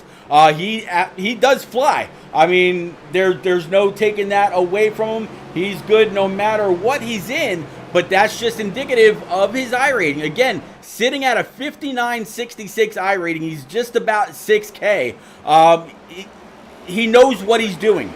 He's not just good at the super speedways or the mile and a half, some miles, the half miles, or the 3/4 miles that we see tonight. The man's good everywhere. That's the only way that you can harvest that kind of I rating is to make sure that you can bounce around, and he does a phenomenal job.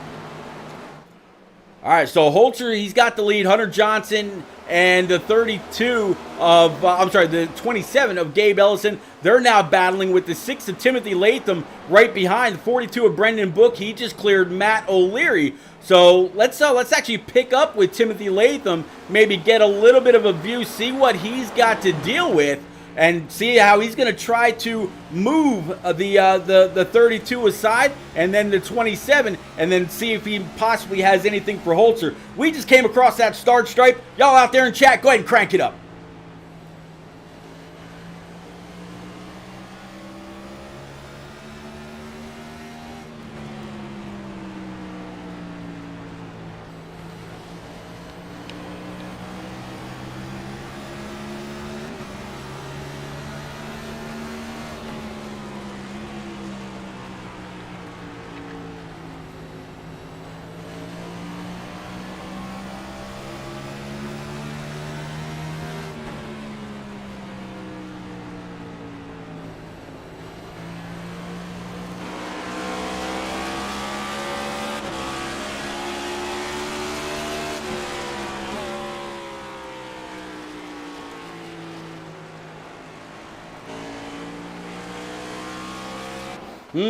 Timothy Latham sharing a trick or two here on the race. He's the first person we actually heard downshift going into the corner. Anybody else that we've been on, they were just letting it ride. Caution number 10 out on the track. Philip Bridgman looks like is going to be a person of interest. Let's see if we can't go ahead and pick up on Philip, find out exactly what happened. There you see him there on the bottom line, looking a little loose, coming off. A little bit of throttle control, tries to save it. You see the tires go left, tires go right. Great job by Philip. Amazing job not to hit the inside or outside wall. Hell of a job driving that thing through every bit of that remaining speed he had.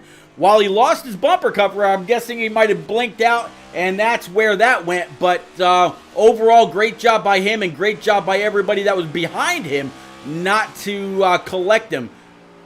Great job by Bridgman. All right, let's go ahead and bring it on back. So we talked to Gabe Ellison. We didn't get a chance to talk to the 32. Looks like Holtzer and a couple others might have tried to fake that one. Let's see if we can maybe try to find Hunter Johnson and see if we can't have a quick word with him. All right, he's also sitting right here in Output Racing. So let's bring old Hunter Johnson up and see if we can't have a ride or have a word with the driver of the Offer Pad Toyota number 32. Hunter, it's Repeat up in the booth, buddy. You got a copy? Yes, sir. I got you. Well, I'll tell you what, man.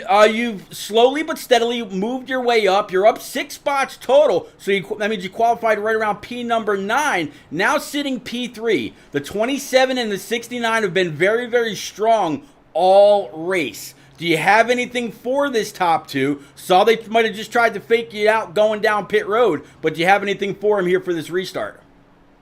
I think I might. I feel like I'm a tad bit, not a whole lot faster than the 27, but Holtzer maybe a different story. I think it's just going to be, I think I'm a little bit faster long run, so if I can keep up with him in the short run, maybe long run I might be able to do something.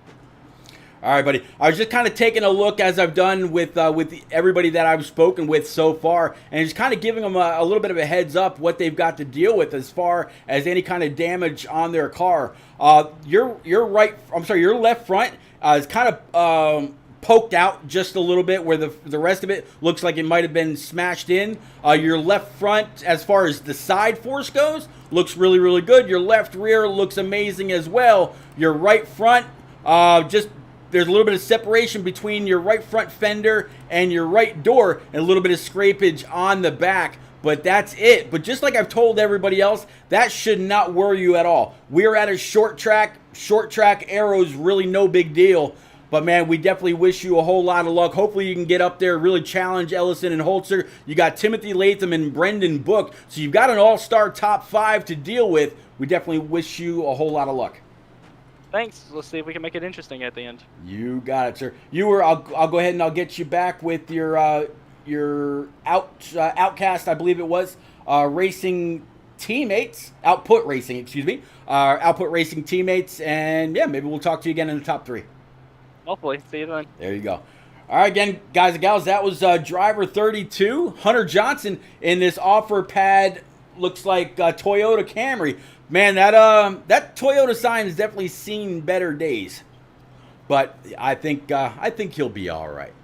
Let's go ahead and widen it back out. Looks like these guys are doubling back up. So that pace car more than likely is going to go ahead and pull on down pit road. Bump and Run Racing Network says, let's go 19. Let's go ahead and find the 19 right quick. That's going to be Brian Huntley Jr. Sitting in P20. There he is, driving his auto owner's insurance Toyota. I've actually got that Martin Truex Jr. diecast sitting on a shelf right next to me. Amazing looking car out of Spring Lake, North Carolina.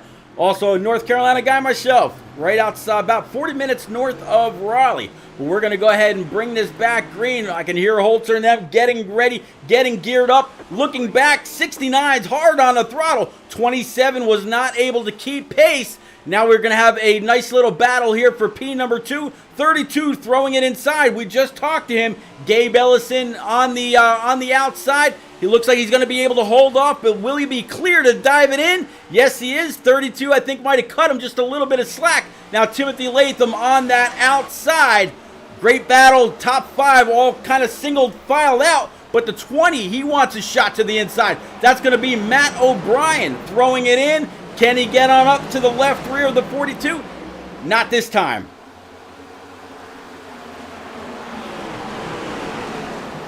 Oh, 632, a little bit of contact. 32 up into the outside wall. I think that's, we'll go through and see if that was just a little bit of netcode or if there was actual contact there.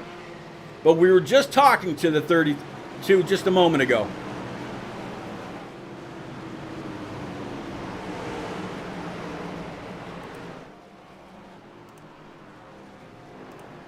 All right, let's find out what happened with him.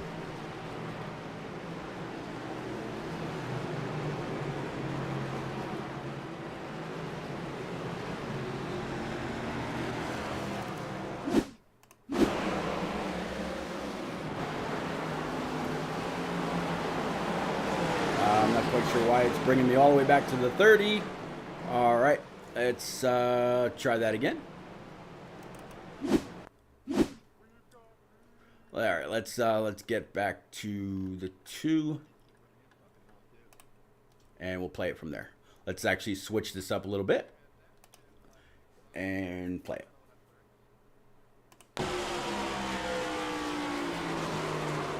Let's actually rewind that.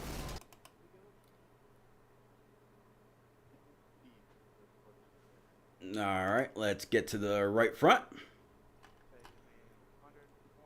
Or the left rear, rather. And play it again. Oh, a little bit of net code, about 6 to 8 inches worth of it. You gotta love it. All right, so would he have possibly touched him anyway? It's possible, yeah. But, hey, looks like a 32. He's going to be able to fix that thing up just a little bit. Come on out.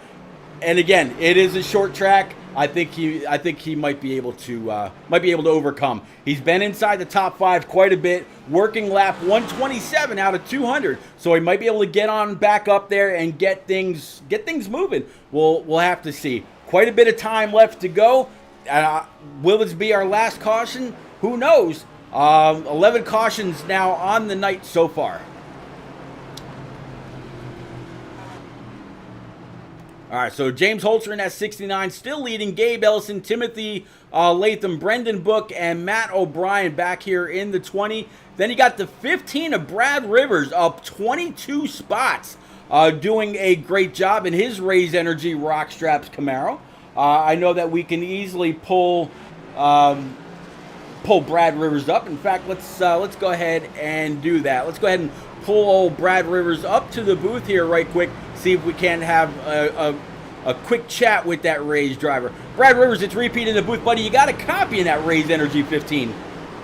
I got you, Pete. Brad, buddy, you're sitting inside the top 6. You got a pretty great looking, very, very clean looking Ford Mustang GT. You're up 22 spots since the start. Some of it may have been through attrition. Others, man, I'd love to go back at the end of the night and take a look at your stats for amount of passes. How you feeling so far with under 75 laps to go? Feeling pretty good, but still a little nervous. Anything can happen here in the next 60 laps or so. 70 laps, but yeah, kept the car pretty clean all race long. I've been able to avoid the wrecks that happened, and we'll see if we can stay up here with these fast guys and just pull off a top 10 finish, I hope. Man, I would absolutely love to see you inside the top 3. Holtzer, Ellison, Book, Latham, O'Brien, and there's a couple guys behind you that have been very, very fast all race long. Do you have anything for them? Probably not, but glass is half full. The glass is half full, sir. You go get them. I'll get back with your Ions Motorsports teammates. Good luck. Thanks, Pete. All right, that was driver 15, Brad Rivers, in this Raise Energy Rock Straps Camaro. We're going to go ahead and widen the view back out as you see everybody barreling into turns 1 and 2 going down the backstretch. BNR Racing, Bump and Run Racing Network says, let's go 26. 26 also, yeah, very much out there on track, trying to do his thing. Right now, he's a little bit further back in traffic, sitting in actually 26th position. He's up 8 spots from where he first started. But as you see, that 69 Ryko Camaro for Holtzer extending his lead over Brendan Book in this number 42 Target machine. Right now, a little bit of a battle for P5. You see Brad Rivers on the outside. It looks like he's not yet clear. Might he actually try to come on down and clear himself? Nope. He's actually going to lose a couple spots. Didn't quite see what happened right there, but the 44 of Byron Jones and the 68 Avril Lavigne machine, 61 Avril Lavigne machine for Michael Allard. He's going to go ahead and take advantage of that. There you see the 46 of Bainer, as well as now the 19 working his way up now inside the top 12 as well. Brad Rivers trying to make up spots, pulling out to the outside of the 19, going to try to catch up with the 46 of Bainer. Michael Allard and the 44 doing just a little bit of battle as well. That's Byron Jones now inside the top 10.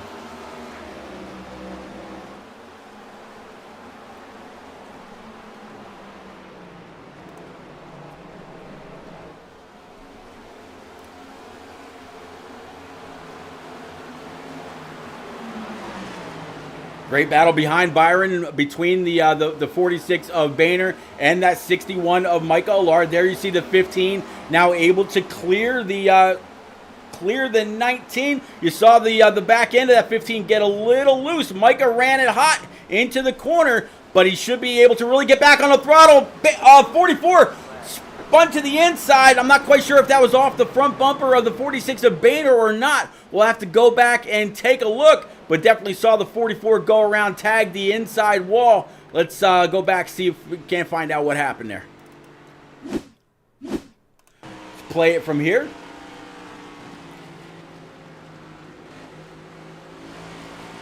Oh, yeah, definitely some contact there between the 46 and the 44.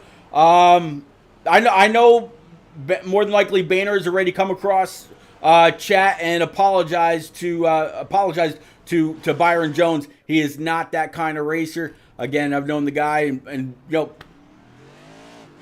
Byron's known the guy for quite a while as well. So with everybody, with all that going on, Gabe Ellison right now is showing.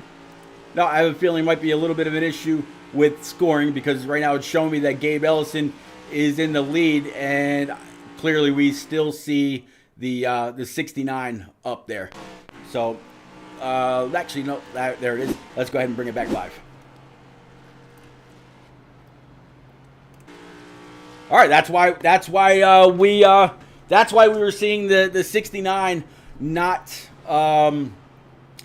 in the lead. We just had to bring it back live, and yeah, looks like he did decide to go down, so that's going to leave Gabe Ellison the lead, Timothy Latham P2, PJ O'Leary in this Liberty number 24, P number 3, Jimmy Cocker in the 31 that started on pole right now, sitting in P4, and Tom Harmon sitting P5, Jordan Bain P6, Michael Allard P7. Eliza Bethal has worked her way inside the top 10. Nate Mon in P9, and Jose Ruiz making his presence known also inside the top 10.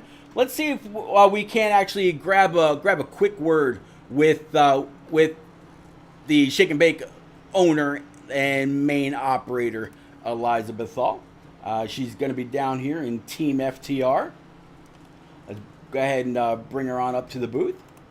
Eliza Bethal, it's repeat up in the booth, keeping an eye on this number 64 IT Defense's Chevy Camaro inside the top 10. How you feeling in that car? I'm doing all right. I mean, we've had a couple of snafus, but we're holding on to it and just trying to keep our nose out of trouble. Had minor damage, but so far keeping it under about 2 seconds of repairs. Yeah, I really don't see a whole lot of damage. Anybody that I've been able to pull into the booth with these cautions, I've kind of gone around the car with them just a little bit. I can tell you that your left front and left rear, they look great. There is a little bit of a separation between the hood and the front clip. And when we go on over to your right front and the right rear, there's absolutely nothing going on there. It looks like you've done a great job keeping that thing out of the wall, but most of all, keeping it out of harm's way. Again, sitting P number 8.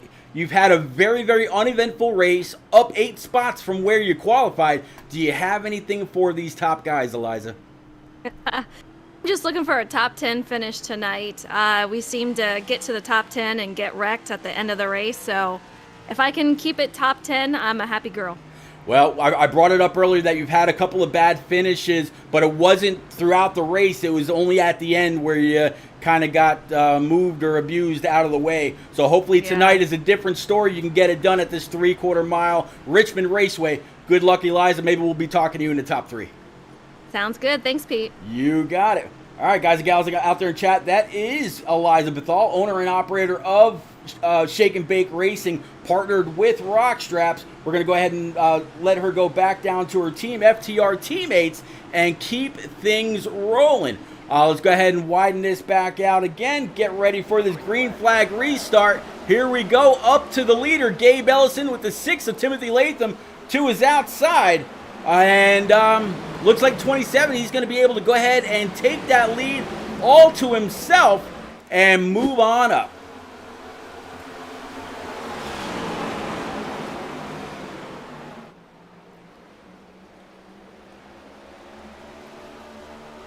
Jimmy Cocker, again, your pole sitter, sitting P number 3. A little bit of a battle here with the 24 of PJ O'Leary. Has PJ down low. Next is going to be the 68 of Harmon. Harmon, we interviewed earlier. He's very, very fast, very consistent. Right behind him, you see the 46 of Jordan Bain. 24 washing up track just a little bit. Was able to keep it down low. Caution is back out on track. Let's go ahead and bring back up our ticker and find out exactly where that is. Looks like it's going to have something to do between Tyler Doherty and Tyler Myers. So maybe a little bit of a battle of the Tylers. Let's go ahead and switch up the camera view and go back to Doherty. All right, so here it is from that 77. Up, going down the wall. Looks like he might have had nowhere to go. Track looks like it was closed in front of him, and he got rear-ended. So that's what happened with Doherty. What happened with Tyler Myers? 4 up on the high side. You see that Strip It Naked Alabama Soda Beverage Company, and he blinked out right about that same spot. But yeah, big cluster underneath them. So that's going to be between those guys. Let's see if we can get another look maybe with John Osborne. Here's the 81, and he's already seeing tire smoke ahead. And yeah, the track was just closed. There was really very little place for many to go. Got caught up in it. 44 kind of came in at the very last second. I think the 81 tried to slow up, but these things do not stop on a dime, unfortunately. Let's see. We just saw Byron Jones come on in. Let's ride along with him.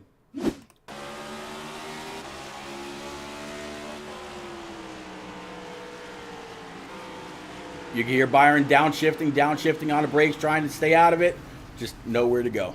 Very unfortunate for a lot of these guys. All right, let's go ahead and bring it back live. All right, so the running order right there was Gabe Ellison, Timothy Latham, Jimmy Cocker, PJ O'Leary, and Tom Harmon. Jordan Bain able to recover nicely. Nathan Mon, Ryan Crooks, Hunter Johnson, Jose Ruiz. Again, he's going to go ahead and round out your top 10. Guy that we haven't been able to talk to or talk about much is last week's winner. Ryan Crooks now sitting in P number 8, right behind Nate Mon, but in front of Hunter Johnson. He's running these Pit Viper colors. If we go ahead and take a look at this car from the front, it should look just like Team Money. Brand new team that opened up on the NASCAR circuit with Floyd Mayweather as part owner.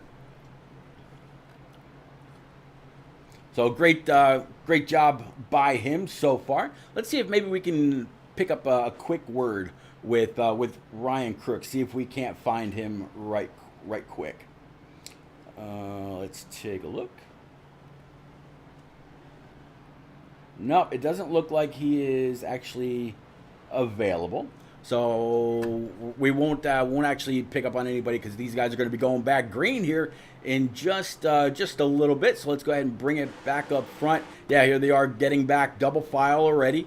Timothy Latham to his outside. Gabe Ellison, he's going to be first on the loud pedal. PJ O'Leary sitting P number 3. Jimmy Cocker P4. And Thomas Harmon's going to be P5. Jordan Bain P6. Nate Mon, Ryan Crooks, Hunter Johnson, Jose Ruiz. Again, rounding out your top 10. In fact, you know, we've been going from the leader. Let's go back here with Jose Ruiz and see how he starts to mix it up with everybody else from his cockpit.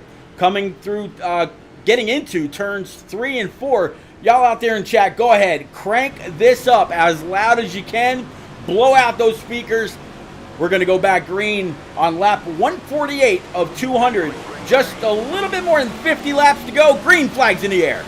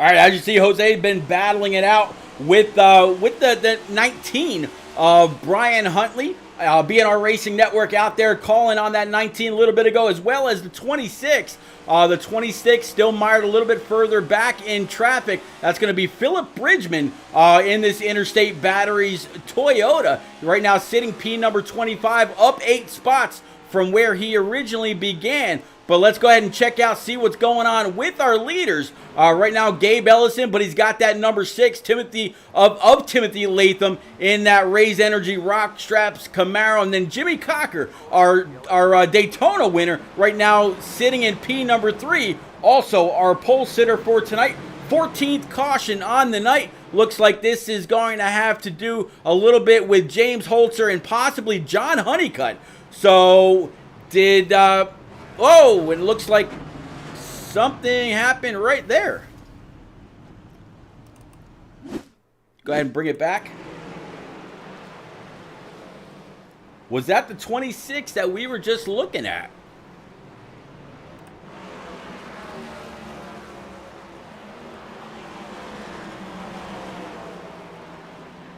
No. Not 100% sure what that was. Waiting for all these guys to move so they can kind of clear out, find out who that was. Maybe let's check with Holtzer and kind of ride shotgun with him. No, let's actually go into chase and play it from there. Nope, he's already behind Bethal. Was it this car right here?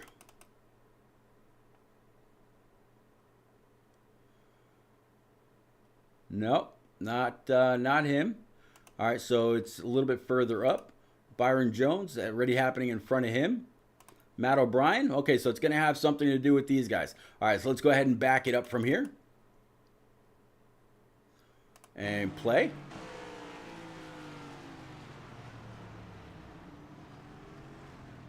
All right, so it's going to have to do with the 50 of Honeycutt. So let's go on back to Honeycutt and rewind with him.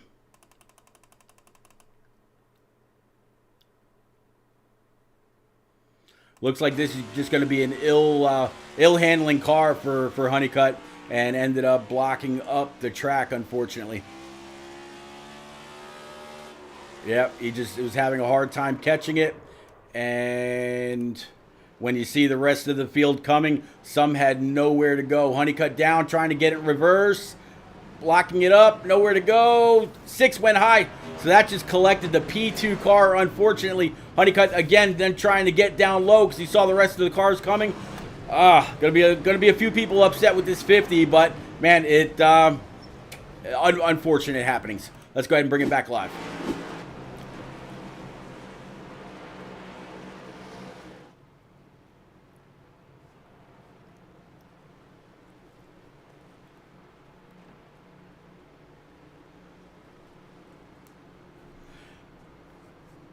I absolutely appreciate just about 30 of you coming out, hanging out, chatting it up, keeping me company. And trust me, it does not go unnoticed. And yeah, it is very, very much appreciated. I saw Alpha York and Stan the iRacer out there dropping bits. Superior Blaze, thank you very much for the follow. Quite a little while ago. Sorry I missed that. But Stan the iRacer again and Alpha York sharing the bits. I see about 20 or so of you out here through Twitch, and another several out there on YouTube as well. So definitely appreciate it. So all right, so we are now under 50 laps to go. 43 laps to be exact. Well, 42 once they come across that start stripe. Who do y'all have out there? Holtzer was just involved in that. He's now got some front end damage, so he may not be as fast as he was earlier. Byron Jones had some problems. There you just saw the 6 of Timothy Latham get wrapped up in that caution. The 31, that's the pole sitter. He's now sitting P number 1 with the 32 to his outside. So the running order is completely jumbled up. Who do y'all have out there?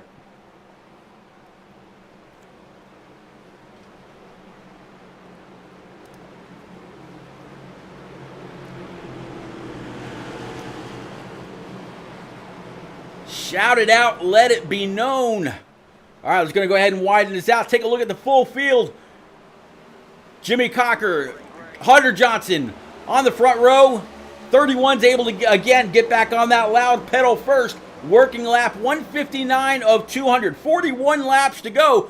31 able to clear Hunter. Jordan Bain now sitting in P number 3. PJ O'Leary, P4. Hunter, Nathan Mon, rather, sitting in P5. Tyler Myers, John Osborne, Jacob Palmer. A little bit of an issue in the back. Caution 15 is out on the night. Let's go back, see if we can't find out what happened with Holtzer. Because this is not going to be, probably not going to be good for the guy that's arguably led the most laps. But let's go back and find out what happened with that 69 Camaro.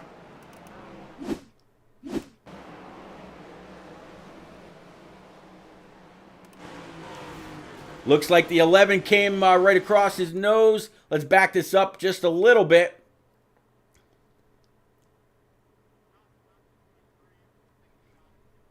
All right, and we'll go ahead and play it from there. You see the 72 to his outside. Looks like Holtzer got into the corner a little bit more in the 81. I'm not quite sure. Oh! Another car on the outside. It looks like it lost control. That was going to be the number 10. So Holtzer got a little bit of a double dose there. There you see they all just went on by the 61 of Micah as well. So you got to wonder if Holtzer really should have just stayed out. I know we can't play Monday morning quarterback, but Holtzer, he's made a couple trips down pit road for new tires. They had, I think they said 6 sets total on the night. So very, very unfortunate for Holtzer. Let's go back with Jeremy Teasler in that number 10, find out what happened with him. Up on that high side. It looks like he got taken out by a little bit of net code on the left rear. Nothing that he could do. We'll actually go ahead and rewind that one more time, show you where that net code was.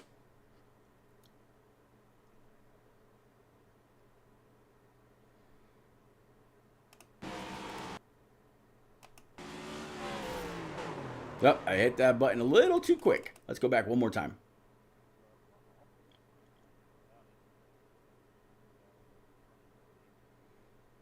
All right, we'll play it.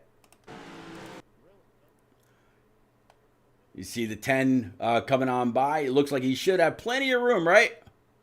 Nope, no contact there, but definitely kicked the 10 out. And Holtzer was underneath. Holtzer had nowhere to go. Did not know that the 10 was aiming for him like a dart. And it was at no fault of his own. Holtzer nowhere to go. Could not get on the brakes quick enough. We'll go ahead and bring it back live.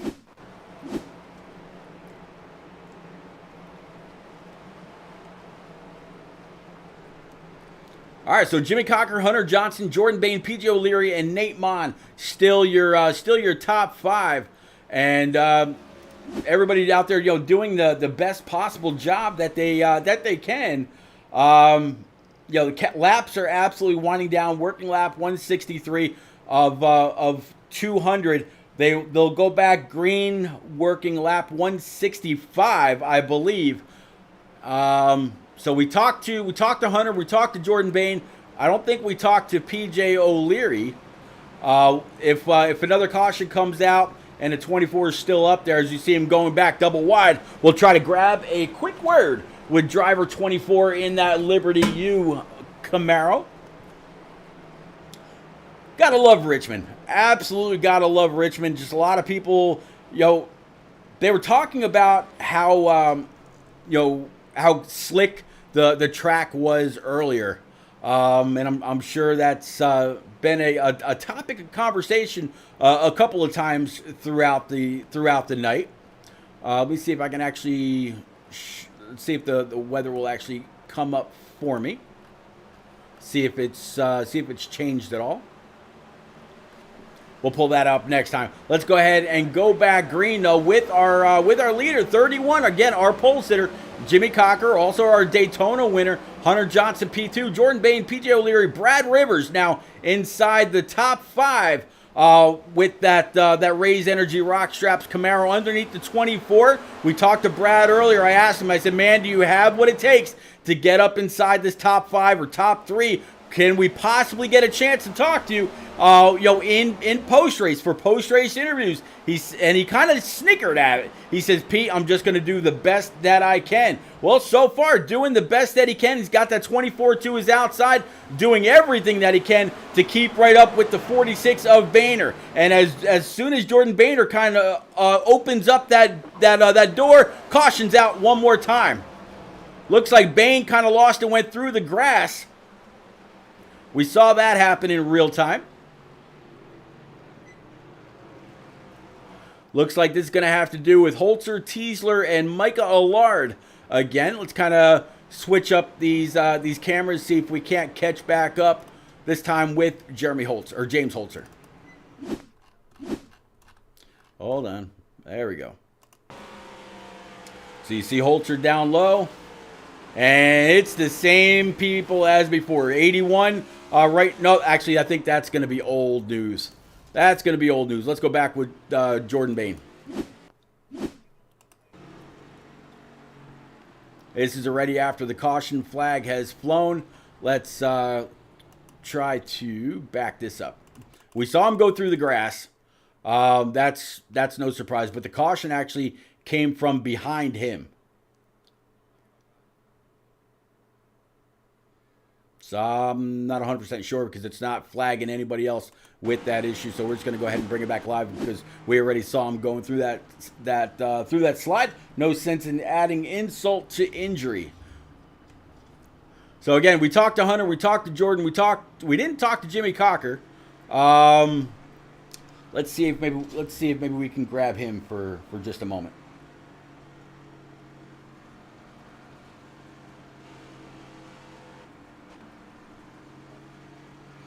All right, he's down in Team HPRL. Let's see if we can't grab him for just a moment. Driver of this Never Forget Camaro. Jimmy Cocker, it's repeat up in the booth, buddy. You got a quick copy or quick minute for us. Maybe I'll get those words out one of these days. Yeah, repeat, I got you. Man, buddy, well, you sat on the pole. Now here you are sitting in P1. You're going to have the 24 of Jordan Bain, I think, to your outside, depending on how scoring goes. If not, possibly the 31 or the 24. You won Daytona. Here you are now in the lead with closing laps. Does this 31 have what it takes to get it all down and get your second W on the season? Actually, I'm third, but yeah, I feel really confident. Oh, yeah, you're right. My bad. Yeah, the car feels good. It's just right now, all the guys around me pretty fast. They were fast in qualifying. They're fast in the race, so just gonna have to wait and find out. Don't know where the guys with freshest tires are, but they got mired back there, and I saw that Holtzer got in a little bit of trouble. Yeah, Holtzer and the 81 have kind of tangoed a little bit, but man, I see that y'all are all getting back double file. I'll go ahead and let you go. Good luck. Go get them. Appreciate it, buddy. You got it. All right, again, that was driver 31, Jimmy Cochran. Yeah, I said he was in the lead. That's only because I've been working my way from the lead back, depending on who I'd already been talking to. So we definitely wish him luck on the rest of this, as we wish everybody luck. We don't play impartial politics up here, so definitely wish him luck. All right, let's go ahead and widen this back out. Get ready for this restart. Again, it's going to be Hunter Johnson, Jordan Bain, PJ O'Leary, Jimmy Cocker, Nate Mon as your top 5. Brad Rivers, Brendan Book, Matt O'Brien, Byron Jones after his earlier spin, and then Ryan Crooks. That's going to be your top 10. Will the 46 and 32 duel nicely here with less than 30 laps to go, or are the gloves off? We'll have to see. Stratus, what's going on, man? Good to see you out there in chat. Thanks for coming out. Always appreciate you, sir. This will absolutely be it's going to be a great battle no matter how you slice it. I mean, just some very, very strong cars. 32 quick on the throttle. 24 also right there. Will he have enough to go ahead and drop down? Nope. Even though he passed on the high side, which was legal, he decided to go ahead and give Jordan Bain that spot back. So now our top 3 are all nose to tail. 31 to Cocker, 22 side by side. 1542, they're side by side. There's the 44. Oh, a little bit of netcode just took the 44 out. That caution's going to go ahead and bring Byron Jones back to the rear one more time. Very, very unfortunate. But it really looked like netcode to me. But we'll go back and double check. I have no doubt. Let's see. Didn't count. There it is. Go ahead and play it out from here.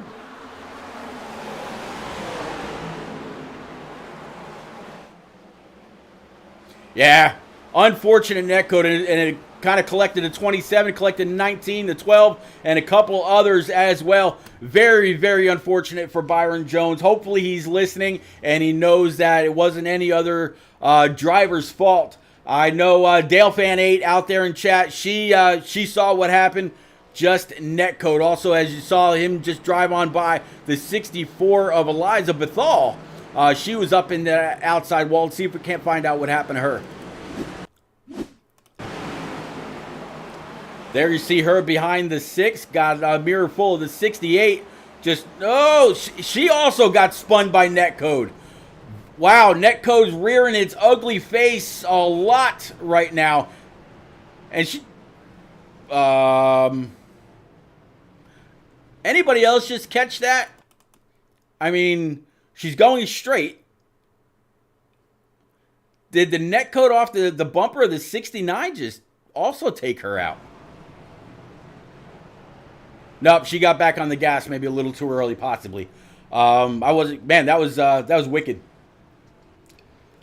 Strata says he can finally go back on track after 9 minutes of repair. Sorry to hear that you got that much damage, but glad that you're going to be able to get back out there and that your night is not done.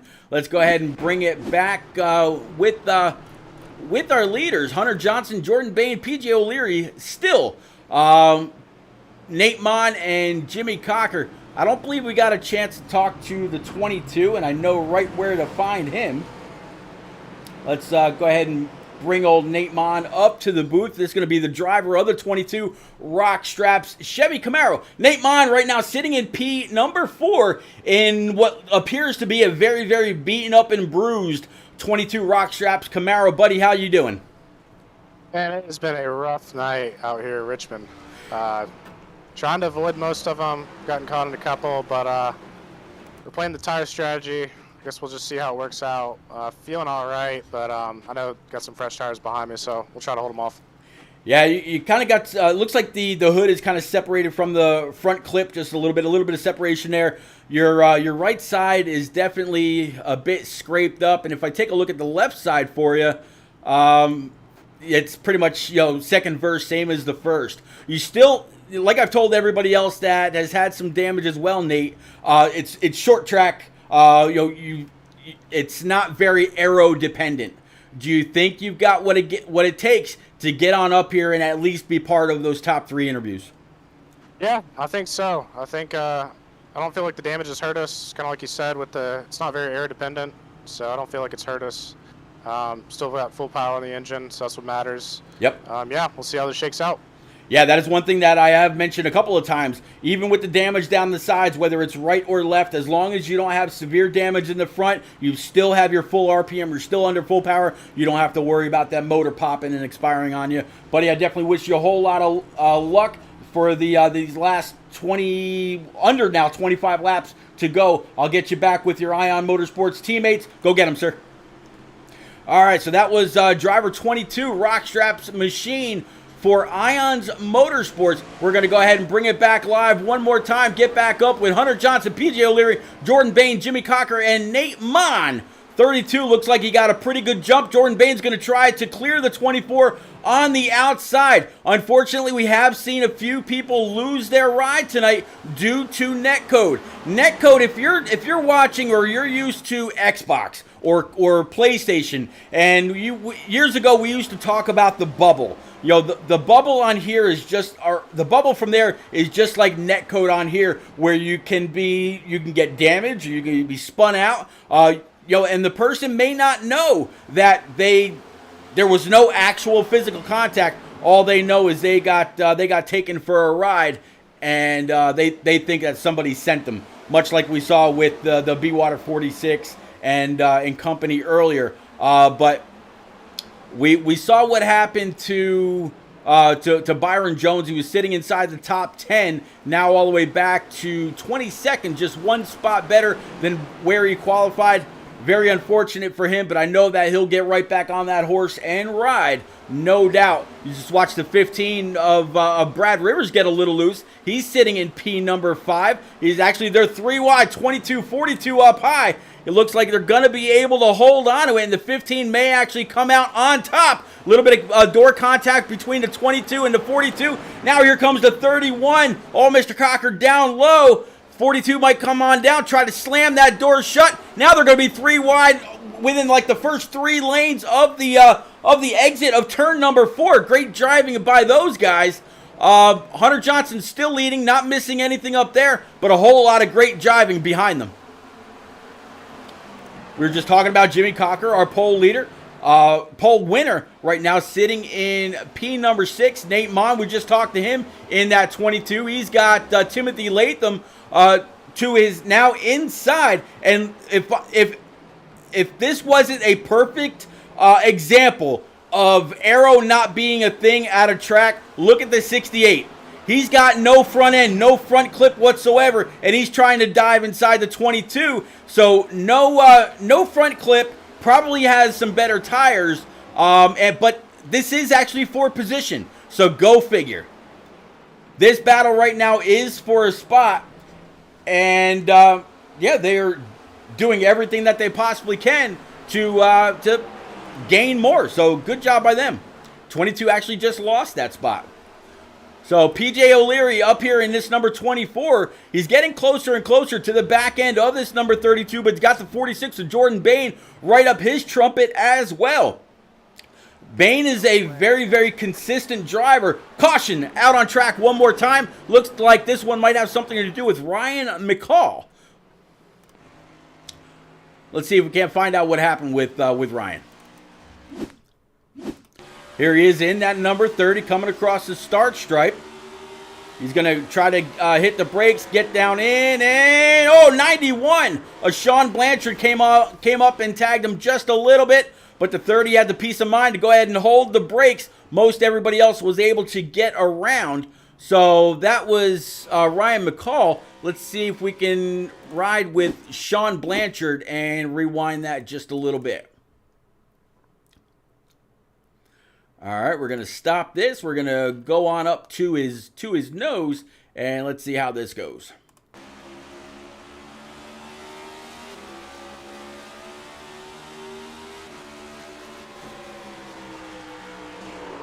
Yep.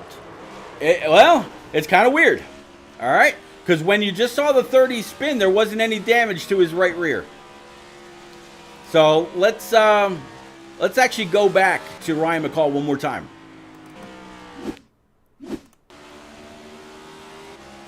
There you see the 91 behind him. 91's going to go ahead and set it in. Nope, again. Oh, boy, I tell you, this net code has been an issue tonight. So I would hazard a guess that we probably only have about half of the cautions that we've had tonight if it wasn't for net code problems. So very, very unfortunate. But let's go ahead and bring it back live and get back with these guys.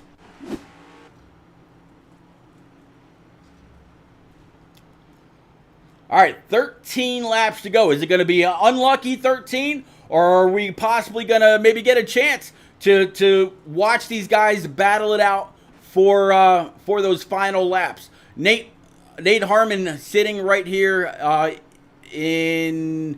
hold on, I'm trying to get back up there, I promise you. Nate Harmon that we talked to a little bit earlier showed to be very, very fast. We just saw him a moment ago, no front clip on this car, but was able to get on by the 22.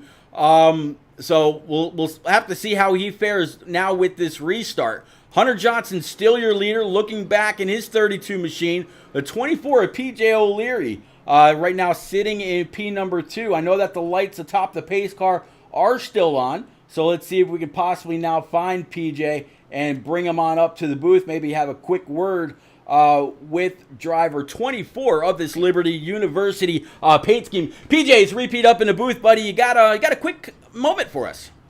Yes, I do.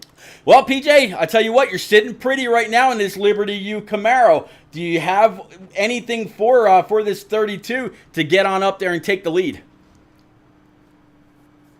Not exactly sure. I mean, I was a little faster than him just being smooth on the last run, but then there was times I think I overdid myself a little bit.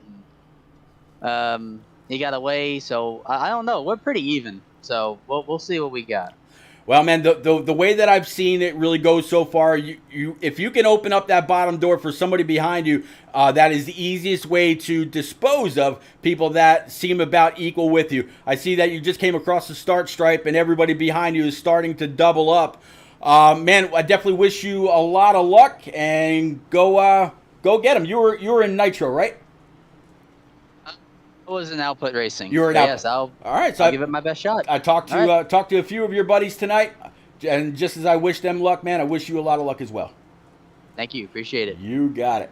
All right, again, driver 24 of this Liberty U, Byron Jones throwback, or well, it's not exactly a throwback because Byron Jones is clearly still racing. But let's go ahead and bring this back.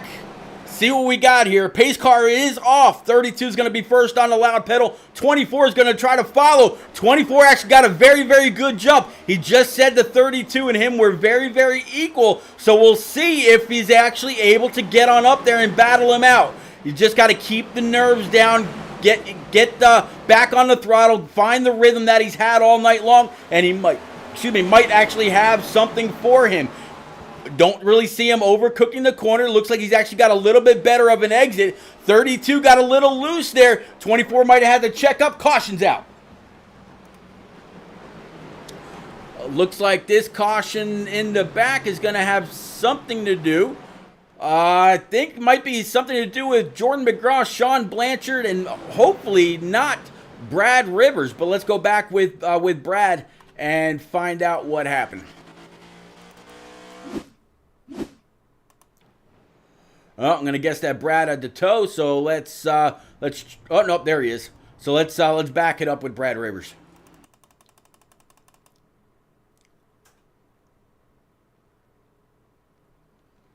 All right, let's go ahead and stop it right there. We're going to flip this around, and we'll play it from there.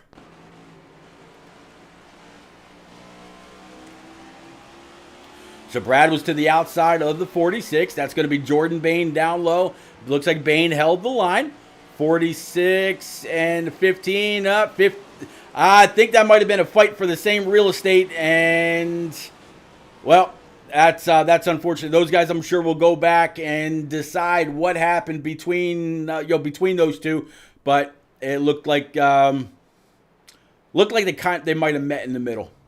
All right, so let's go ahead and bring it back live. 32 of Hunter Johnson still in control. PJ O'Leary, we just talked to him, sitting P2. Jordan Bain, P number 3. Brendan Book, P4. And Timothy Latham, P5. Jimmy Cocker, P6. Thomas Harmon, P number 7. Nate Mon in P8. Matt O'Brien sitting P9. And James Holtzer in his Ryko machines, sitting at P number 10. Yeah, Sang Mao, we definitely have had more cautions tonight than we have had all season long. Very unfortunate, but we've seen through replays that netcode has been the cause of more than just a few. So just unfortunate. I believe 38 cars actually came out to start this race. I'm not quite sure. I didn't take count on how many were actually down pit road right now. But I'll go ahead and bring up some of that information. It looks like right now at least 4 cars are out. Pizzakemi is still showing as in the pits, but more than a handful of cars are 1 lap or more down. So looks like right now the last car in the lead lap sitting about P24, if I'm not mistaken. So everybody behind him one or more lap down. Yeah, it looks like the 17 of Small is the last car on the lead lap. So let's actually catch up with Joshua right now. Looks like he's got no rear bumper, and judging by the way that he's coming around the track right now, he took the wave around since the leaders did not pit. Segment, we are working lap. We're working caution number 19 with 5 laps to go. All right, looks like the 17 and company may come down pit road, not quite sure. Or iRacing has told them to go ahead and let up.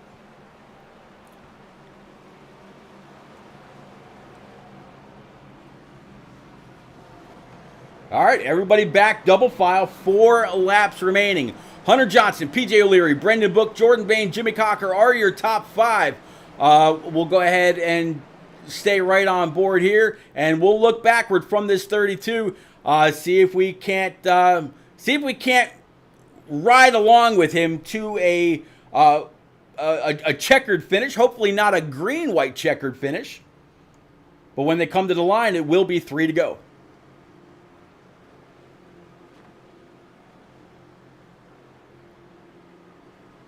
I definitely want to thank everybody that's come out, hung out, chat up, kept me company. Absolutely appreciate it. I think at one point we had just a little more than 30 people, keeping up with these Shake and Bake Cup drivers. Race number 4 here from Richmond International Raceway, about ready to come to a close. Fry Dog, Cousin Fry, out there in chat, dropping 10 bits. Fry, definitely good to see you. See a whole lot of movement a little bit further in the back, going down the backstretch. One car smoking it up, spun out, but due to contact was able to keep it going. Looks like this one is going to fall on Ryan McCall, Sean Blanchard possibly. I think Sean was the one that wouldn't have had anywhere to go. Jacob Palmer and Frank Warner. Let's go ahead and switch this up again and see if we can't find out what happened with Sean Blanchard. See Sean up on the high side, nowhere to go. And it looks like that also collected the 44 U.S. Air Force Patriot Esports machine of Byron Jones. Sean trying to lock it down. Did not collect anybody else. Let's try from Frank Warner's. Again, nowhere to go for him. From Jacob Palmer.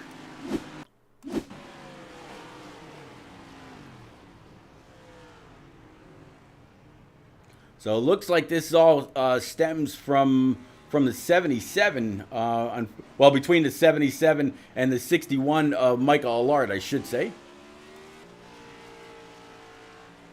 All right, let's go ahead and bring it back live.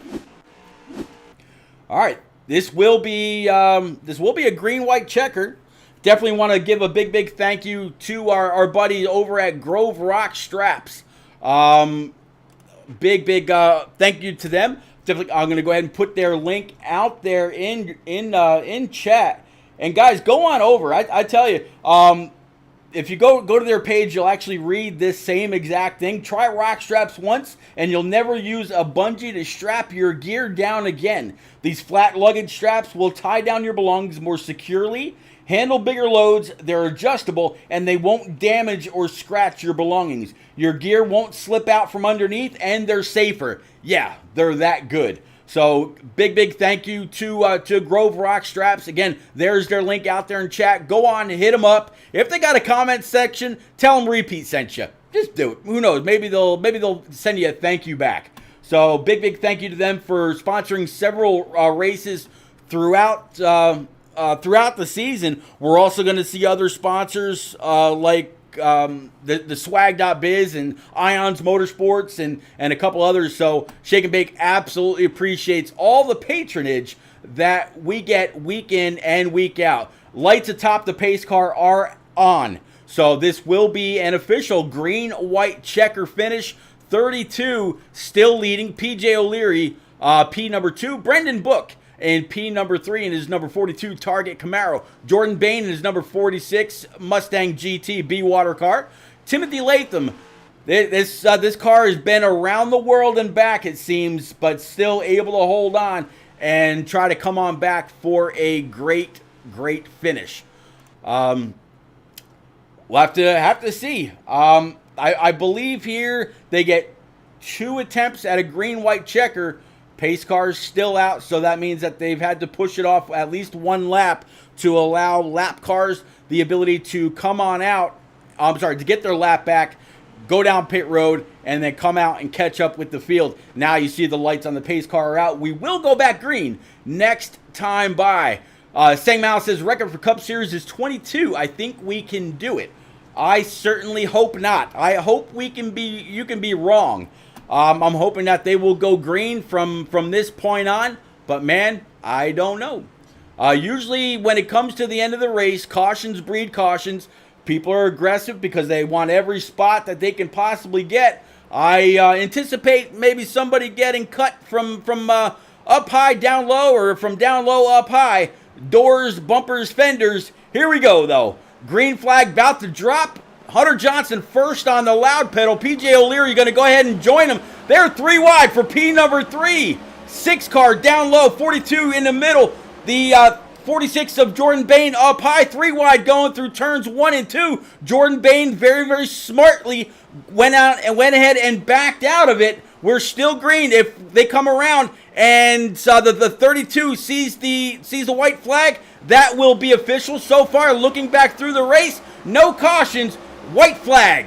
Hunter Johnson, he's going to go for it. Can he actually get up there and get it? We're going to ride on board and see exactly what happens between him and the 24. PJ felt that him and the 32 were very, very equal. Here comes the 42 charging to the outside. He cannot make it stick. He might be able to make it stick for P3. That looks like it's where it's going to be.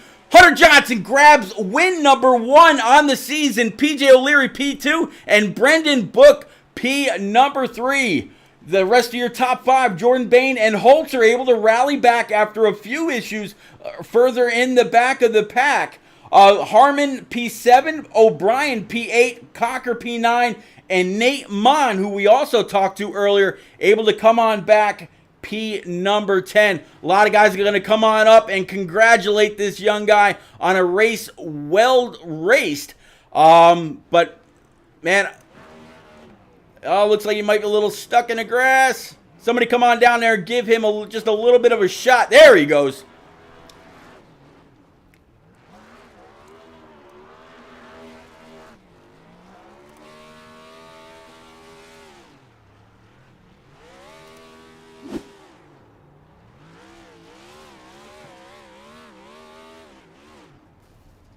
Come on, guys. Jump out of the way. Get out of the way. Get out of the way.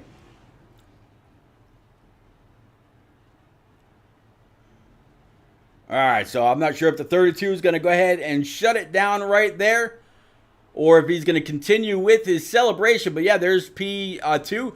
But right now, yeah, it is all about the 32 of Hunter Johnson, able to knock out the win. He started back there in P number 9, so up 8 spots to grab his win right here from Richmond International Raceway. You see the 24 parked right there with him, thought that he was his biggest competition of the night.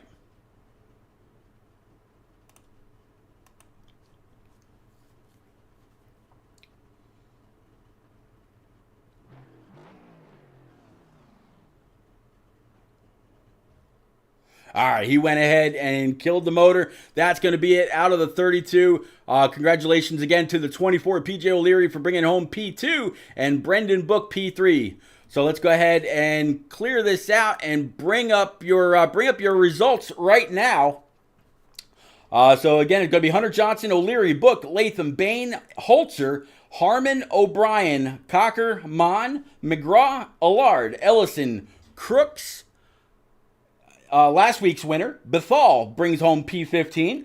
Hamilton, Flitcroft, Ruiz, that we were riding around earlier in the top 10. Then it's going to be Burnett.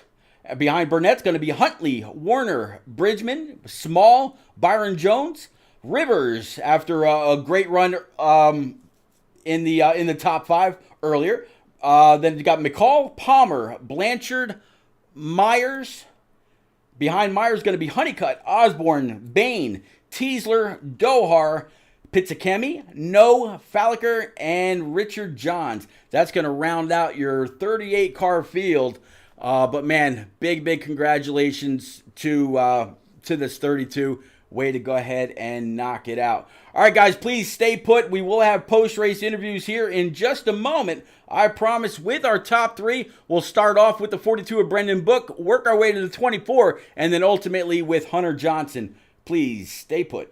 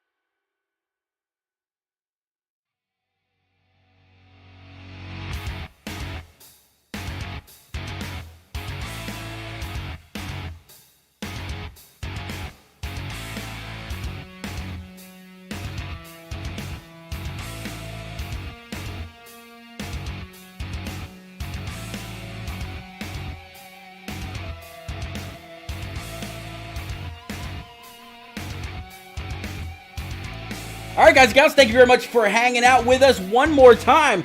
Unfortunately, I haven't been able to, Brendan Book, I'm not sure if he got stuck signing autographs or what the deal is. So we're going to start off with P number 2, PJ O'Leary, in that Liberty U number 24, up 16 spots from where you qualified. We were able to talk to you just before this race finale and asked if you had anything for the 32. You felt that you were pretty even, but come to talk to you in post race. Y'all are actually on the same team. You've been friends for a good 4 or 6 years now. So it's always nice when the race comes down between friends, between teammates, because overall it's going to be a great race. Walk us through that last caution, and did you think that you were going to be able to hold on, or were you going to be able to hold off the hard-charging 42 of Brendan Book? Honestly, a few of those guys were really quick. Like, I didn't think I was going to keep third. I thought I was going to get passed by the 42 and the 6, and I think Holtzer was back there too in the 69 car. I was going to get past him. Like, there was a lot of fast, aggressive drivers behind me. I didn't think I was going to finish in the top 5, but Hunter kept telling me, to have a nice smooth restart, just be as smooth as you can.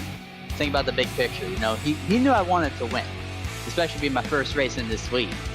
But he told me to think big picture, and the big picture was that even if I don't win, I get second place, and that's a lot of points. A good day for this team, for this car, number 24. And P2 for my first race. Not a bad showing.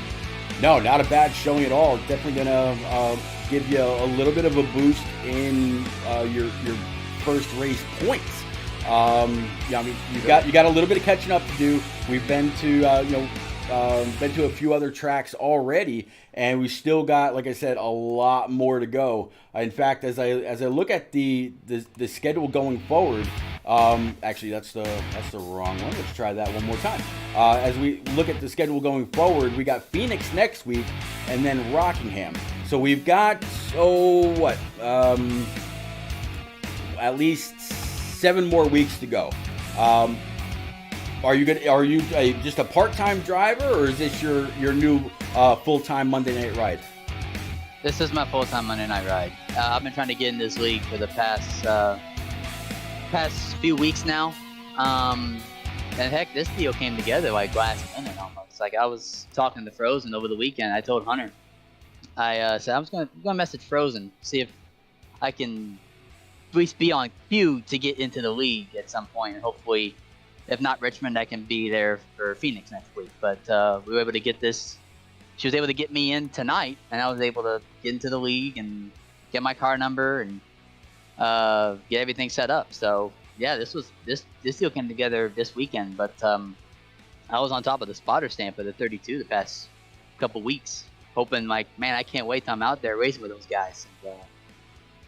And, I finally was able to get in here and for the first race, have number 24 Liberty University Chevy. Take it to a P2 again. Great showing for my first race, and hopefully next week at Phoenix, another good track for me. We can do one spot better. Oh, there you go. Way to make an entry into into the Shake and Bake series presented tonight by Rockstraps.com. Congratulations.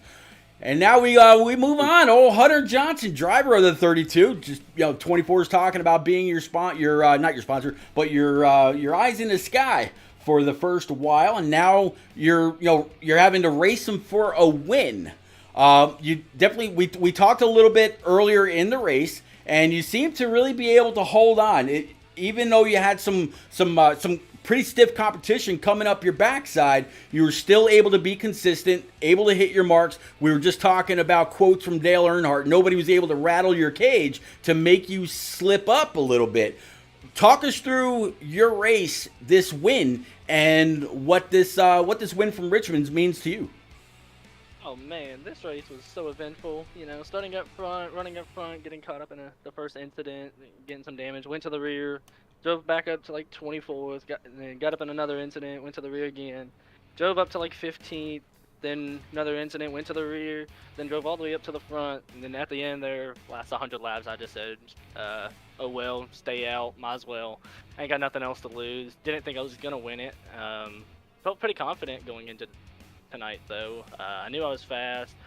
I'm pretty good at Richmond now, evidently. 2 for 2 here in the same car, so I think that's pretty good.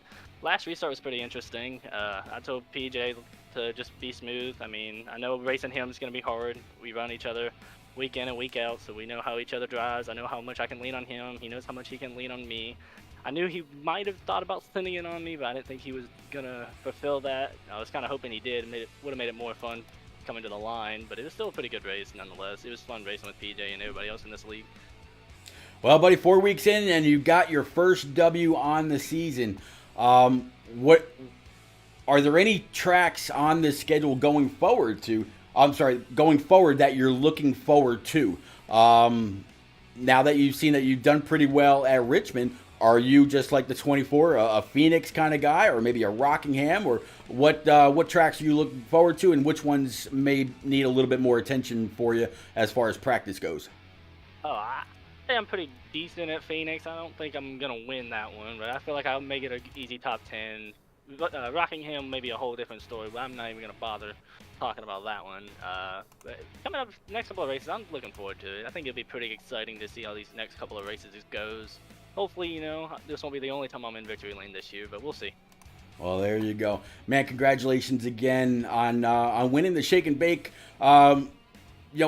race presented by Rock Straps. Again, phenomenal race. We did have quite a few cautions, but in the end, man, you stood head and shoulders above the rest. Congratulations. Thank you very much. Very, very welcome. So, guys and gals, that's actually going to go ahead and wrap it up for tonight. Unfortunately, we weren't able to speak with Brendan Book, but I'm here. Oh, Brandon! Oh, late arrival. But man, congrats on this P3. It seems like you had a pretty hard charge, very last minute in that target 42.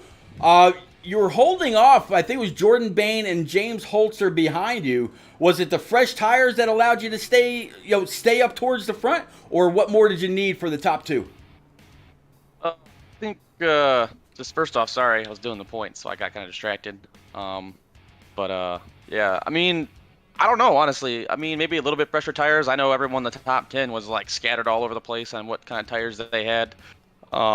But I think just some green flag laps to get back in a rhythm, which, obviously it was a rough night, for the most part there. But, it's just one of those races. It's a tight track, a lot of driving in deep, getting on the brakes, trying to make moves, and, things happen. But honestly, I don't know. I didn't think I had a race-winning car. I wasn't the best anyway. I'm pretty sure everyone was using fourth gear, and I was in fifth gear the entire time because I wasn't competent in fourth gear. So honestly, though, I'm just happy to come, home with the third after last week. My goal is always to get a top five, and and that's how you get the points lead, and eventually top fives come a bunch of wins. So I was kind of hoping maybe a little bit of luck there would have happened.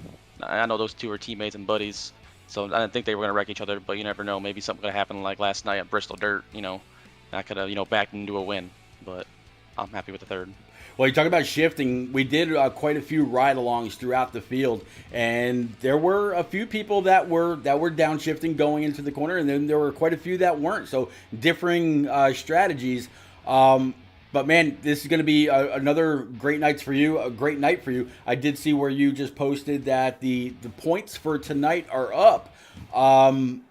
Are you looking for, now that we've kind of got Richmond under, done and out of the way, next week is Phoenix. How does old Brendan Book tackle Phoenix Raceway next week?